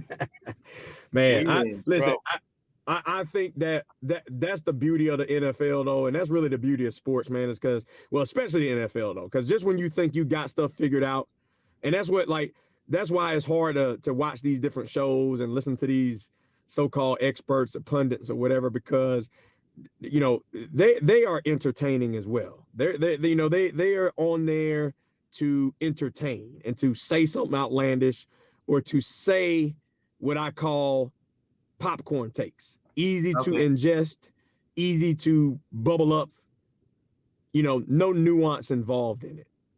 Whereas if you're really looking at these games and really assessing it, what I saw, and you gave good context talking about what McCarthy was talking about in the offseason about, hey, we're going to run this ball.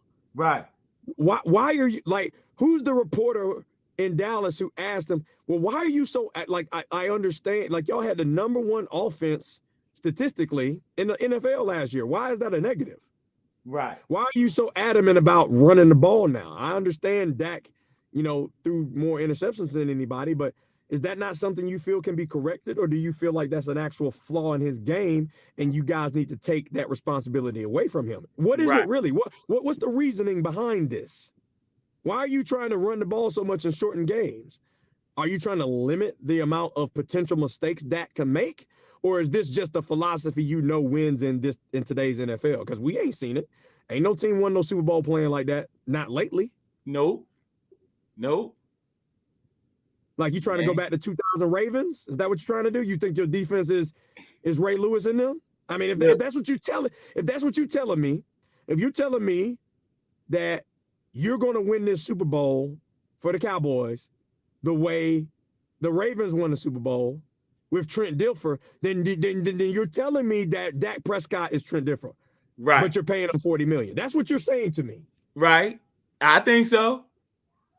Okay. Look, that's what I would like my quarterback to be, Trent Dilfer.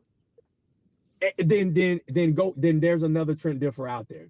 You don't need to be paying Dak Prescott $40 million. Right. Yeah. Man, this is gonna be interesting. This is gonna be interesting. This is gonna be an interesting week of sports talk and everything. I haven't really been into sports talk and stuff like that since the draft. I'm gonna be into it this week, boy. I'm gonna be into it this week. Let me ask you, Phil, because I know you got a pulse on Cowboys Nation, man. Do you feel that most Cowboys fans have a willingness to look at their team in that way? Or what you mean objectively? Yeah, well, I think being a Falcons fan, you almost have no choice but to be objective, right? Okay. We haven't had no success. We haven't won Super Bowls. The times we've gone, we're known for 28-3. Right. We're known for people going out and finding women of the night before the Super Bowl and getting in trouble and costing us or whatever. That's what our organization is known for as the Falcons, right? We don't have no winning pedigree. Okay. Right? Okay. Now, but at the same time, it's allow many of us to know what we're looking at and not let the emotion or the ego or the fanaticism about the Falcons get in the way of our assessment. Right. Whereas I feel like a lot of Cowboys fans, and again, I think you're different, and I've met some that are objective, but a lot of them, I think the reason why people get frustrated is because they feel that there's a lack of objectivity when it comes to the Cowboys. It's just Cowboys. I can't talk to you. Right. Talk to me. There's nothing you can say. It's just a lack of ability to assess objectively the state of the Cowboys. So my question to you is that with your pulse on it and traveling and all the fans, is there a percentage breakdown? What do you say? Would you say the consensus of Cowboys Nation resides in that being realistic? Right. Being realistic, or do you think they reside in the other realm? No, I think most of them feel like that 2-0. That was it. We were going to the Super Bowl. They were going to the Super Bowl, man, and that was it. And but half of them were are objective, but most of them aren't. Most of them aren't at all. Most of them aren't at all. But we'll see. I just know most of the media, they're all ready to go with the meme. Most of the Cowboys fans that I know, like, I have to kind of like interview them because I'm like, are you a real football fan or you just a Cowboys fan? Or a lot of Cowboys fans live in a city or place where, like in Philly, it'll be a lot of Cowboys fans that just are Cowboys fans to be annoying to their Eagles parents or something. You know what I mean? Right. Like they don't even know football like that. And I know a lot Right. of Cowboys fans in DC are like that, just to be annoying to their Washington fans. And they don't, once you talk to them, they don't even really know about the Cowboys like that. So I see your point with that. Like, nah, I don't think most of them are objective like that. But I think a lot of fan bases are like that. We just got so many fans that you run past so many Cowboys fans, even outside of the market. Yeah, I would agree. It's a conversation I have with people all the time. I think there's a big difference between, you know, I always say this. I say I think life in general is more gray and built and has more nuance than a lot of people are willing to either accept or look at. Life for a lot of us is happening so fast that you don't really have time to get into the nuance of certain things, especially sports.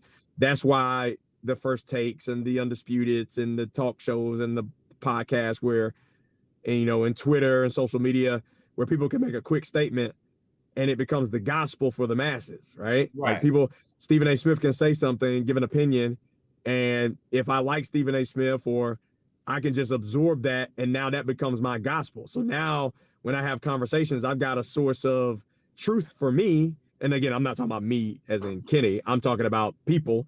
And then that's how these narratives or these things build the momentum that they do, is because people are just taking these takes and they're not looking at the nuance that's involved with it. That's why I tell people, I said, in my opinion, there's a difference between a fanatic and a fan. And people say, well, what are you talking about? He said, fan is basically a derivative of the word fanatic. I say, well, yeah, like by dictionary definition, you're right. Right. I say, but to me, the difference between a fan and a fanatic is the ability to be objective. Both of them can love their team the same, but one can provide tough love and assessment, the other can't. The fanatic can't. The fanatic is blind. The fanatic is blind to criticism. They're blind to something's wrong, or something needs to be corrected, or something needs to be addressed. The fan can enjoy the wins and assess, and despise the losses and assess. They can know what they're looking at. They can look at Dak and say, man, why McCarthy ain't let him throw more? I'm gonna say we got half and half then. I think, and again, I agree. I mean, like, well, again, I can't agree because I don't know that. That's a fact or the statement you're giving me. But I think it's the same way with Falcons fans. I do think that there is a large. I think it's probably half and half there too. You go to a Falcons game and you see these people in here and they all hyped up about the Falcons. Or I got friends on Facebook, Phil, that I grew up with them. I know they ain't care about no Falcons when we was younger, but now all of a sudden that's the cool thing, man, because we 2-0.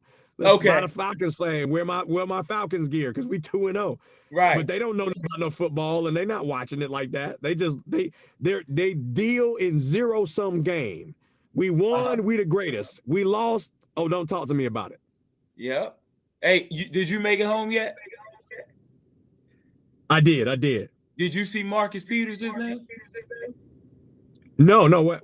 Oh my God, he had a pick six right in his hands and dropped it. Oh man, I ain't turned it on yet. Wait, man, it's funny. It's funny seeing him. What do you think about him? Why is he always going somewhere different? I think cornerback is the most outside of running back. It's probably the most deep. outside of running back, is probably one of the more devalued positions on the football field. The corner position. Yeah, I think running backs and cornerbacks. I think there's such an importance on the quarterback who touches the ball all the time. Okay. The players responsible for disrupting the quarterback. Uh-huh. And then the players responsible for protecting and getting after the quarterback. And then lastly, the players that the quarterback is relying on to catch the ball. Okay. So like you start tiering positions that way. So when you look at a cornerback, I think most defensive coaches worth their salt feel like if we get pressure or if my scheme is right, I don't really need no shutdown corner. Right. I mean, think about it. Yep. Even the greatest corner of all time didn't stick and stay in one place. I mean, you know that with Deion. Right, right. Deion ain't stick and stay in one place his whole career. I'm a debate with you later on, but about that number one corner of all time. Oh, look, I No. I love Deion, but I always tell people this dude, and they like, I give them a homework assignment, and I tell them, look this dude up. Who's the dude? Dick Night Train Lane. Okay, listen, I appreciate that. I respect that. Honestly, I think it's so difficult to even say that. I just kind of threw out something that like people hold as the consensus. I'm pretty sure Deion. I'm pretty sure there's an argument for him and probably some others that might be better than Deion. Nah, that's it for me. I'm with you with Deion, except for Dick Night Train Lane. Look him up, and then that's fair. And then holler back at me. He played for Detroit.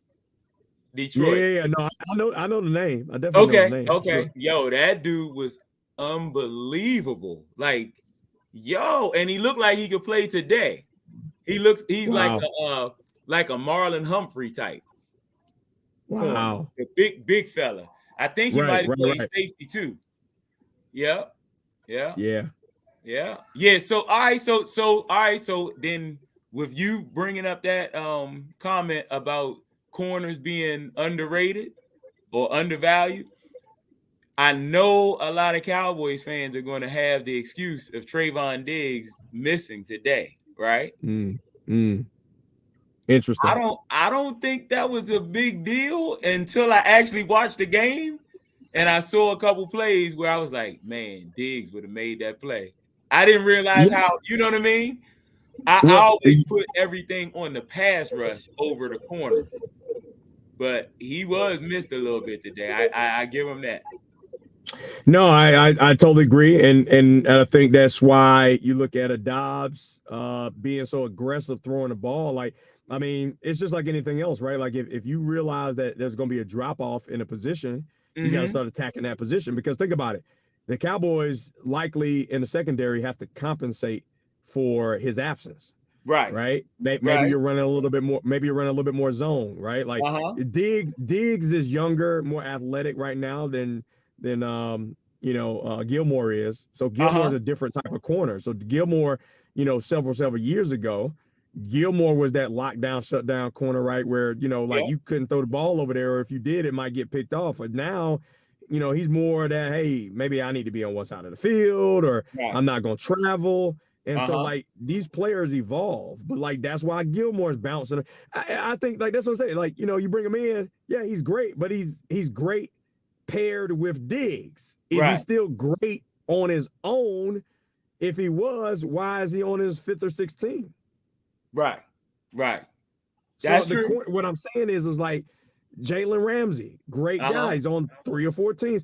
These corners are good, but you're only as good as what's going on up front. Yep. I agree with you, man. I agree with you, man. My boy.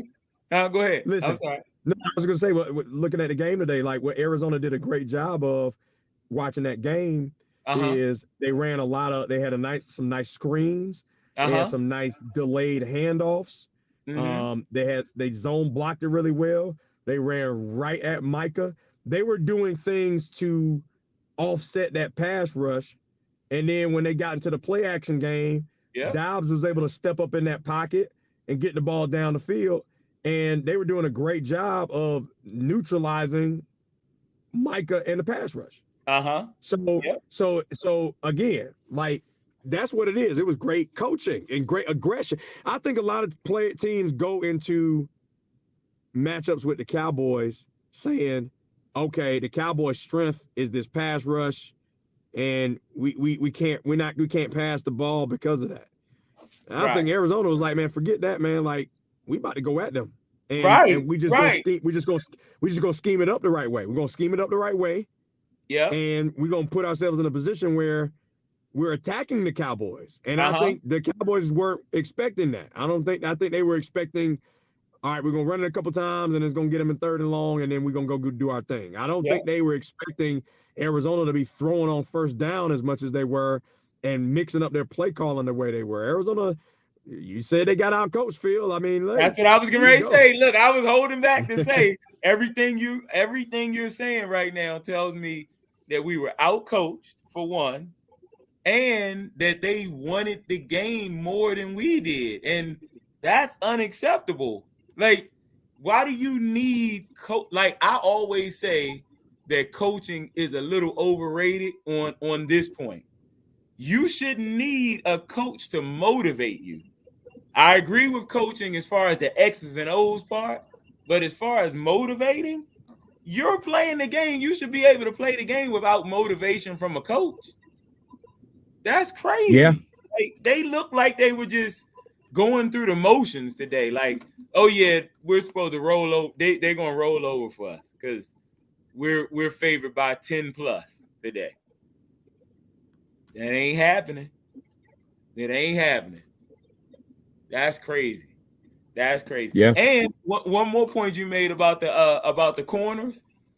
Mm-hmm. I agree with you on that, because think about the 07 and 11 New York Giants that won the Super Bowls, right? Can you name 2 people in their secondary? Man, no. But you remember those pass rushes though, right? Oh yeah, absolutely. You remember Strahan and Tuck and Umenyiora and all those dudes. I mean, Umenyiora and what's the other guy? Tuck. What's his name? Yeah. That was Tuck. You said Tuck. Yeah. No, I mean they were phenomenal, man. They were phenomenal. But you're right. I cannot remember their secondary at all, man. That's right. That's right. Yeah. So yeah, your point. I wrote it down because I didn't want to cut you off because you were making some good points. That was a good point right there with that. But this is a good little game right here. The Raiders and the Steelers. I didn't think I would have any interest in this game because I don't have anybody playing football. But I'm sitting here enjoying this game while we talking. It is. That's awesome, man. I'm gonna get. Huh? Go ahead. No, go ahead. What were you gonna say? No, I'm saying I think it's great, man. Football. I think that's probably why people love football so much, man, because like I said, it's such a small window of time every year to enjoy it. Yep. I mean, think about it, man. Like, Cowboys just got finished playing a few hours ago, and now you're already anticipating and anxious about next week. Yep. Right? Yeah. Look at it, right? Like, everybody had anointed the Cowboys. I was, I call him Uncle Irv, man. He did the best thing smoking on TV on Sunday, man. I got to watch NFL Network to see Michael Irvin, man. I think he's the best, man. I love him. So I'm so glad he's back on NFL Network. But just watching him, man, he's on there talking about, I've got the Cowboys as the number 1 team. And I know he's biased and he's doing his thing, but like that you know that he's not the only one. There are other people. People really thought, and I did too. I was like, listen, you put up the type of performances they did early in the year. Yeah, but then now you like, man, was it fool's gold? Because they was playing the Giants and the Jets. Right. Because they played the team that was supposed to be the worst team in the NFL. And I mean, if we keep it in a buck, like they kind of dominated them. Yep. They dominated them. That's what I'm saying. Like it wasn't like it was like, okay, like Dallas just playing bad and they go. Nah, you kind of, if you watching it, you kind of like, man, like Arizona kind of look just better than them. Like, yeah. Josh Jacobs just look better than Dak Prescott. I mean, like, take the names out of it, take the circumstance out of it. If you're watching that game, you just felt like the better quarterback played for Arizona. Or at least the one that had more trust. Yeah. It's crazy. And check this out. Arizona didn't play that bad against Washington and the Giants, though. They just didn't play a full game against those teams. Right. Yeah, Right. but they could actually be 3-0 right now. Yeah. They were up big on the Giants at halftime. They had that game. Yeah. They played a great defensive game versus Washington. They had the Giants last week, and then obviously they won this week. Arizona, and that's what's so funny. Arizona was written off as like they're going to tank this year. They're going for the number 1 pick. They're going to get rid of Kyler Murray. They in the Caleb Williams sweepstakes, all this and other. Like, I mean, but if we were looking at it, man, they got some talented guys on both sides of the ball. Yeah. And Joshua Dobbs, as much as he didn't have the pedigree or whatever, very smart guy. He's got all these degrees. He played really well when he was at Tennessee. You know, like he wasn't some like just sorry quarterback. Like he just maybe needed opportunity. Right. And there you go. Yeah. It speaks volumes, though. Like I said, and I know I ain't mean to hijack the podcast, man. But I'm gonna get out of here in a second. But I was just gonna say, like, I just think to sum it up, man, it just speaks volumes to me that Joshua Dobbs was put more on his plate to get a win today than Dak Prescott. And I think if I'm a Cowboys fan, that's what I need to really be, whether you objective or not, whether you are a fanatic or a fan. If you support the Dallas Cowboys, that is the question I need to be forcing somebody to answer this week in the Cowboys organization, is how much do y'all really trust Dak Prescott? Right. And you need to think about that, because based on what I saw play calling wise, there is no trust. There is no faith in him to take you where you need to go, especially now that Diggs is out for the year. Right. Because things going to have to change. You can't just say, oh, our defense is the best, because part of that best defense had Trayvon Diggs involved with it. Yeah. He is no longer there. So you got to have a different way to win ball games. Look, I gotta take a little humble pie on that, because I sure enough did not give Diggs that much credit. You know what I mean? Like, I looked at them today like, whoa, okay. I see his significance over there. And I'm not trying to make an excuse, because you know I'm not trying to make an excuse, because I don't excuse our pass rush. Like, just because Diggs is out, why did our pass rush look that different? That was a little weird. I ain't like that. Yeah. Yeah, I mean, again, there are teams that don't have. Uh-oh. My boy must be moving. He sounds like he's moving. Man, this is a good game, though, by the way. This Pittsburgh and Raiders game is pretty good. I could care less who wins this game, but I'm enjoying watching this. Cowboys Nation. To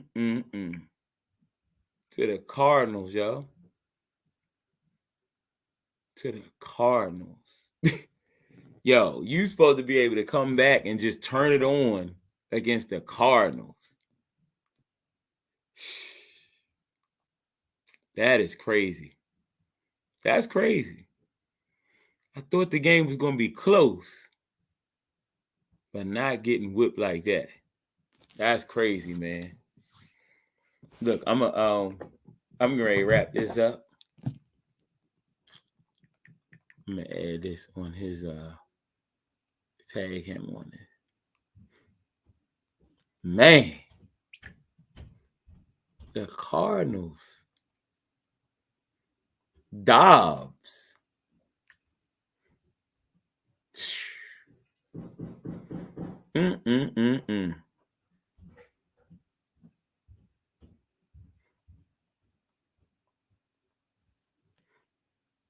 That's crazy. That's crazy.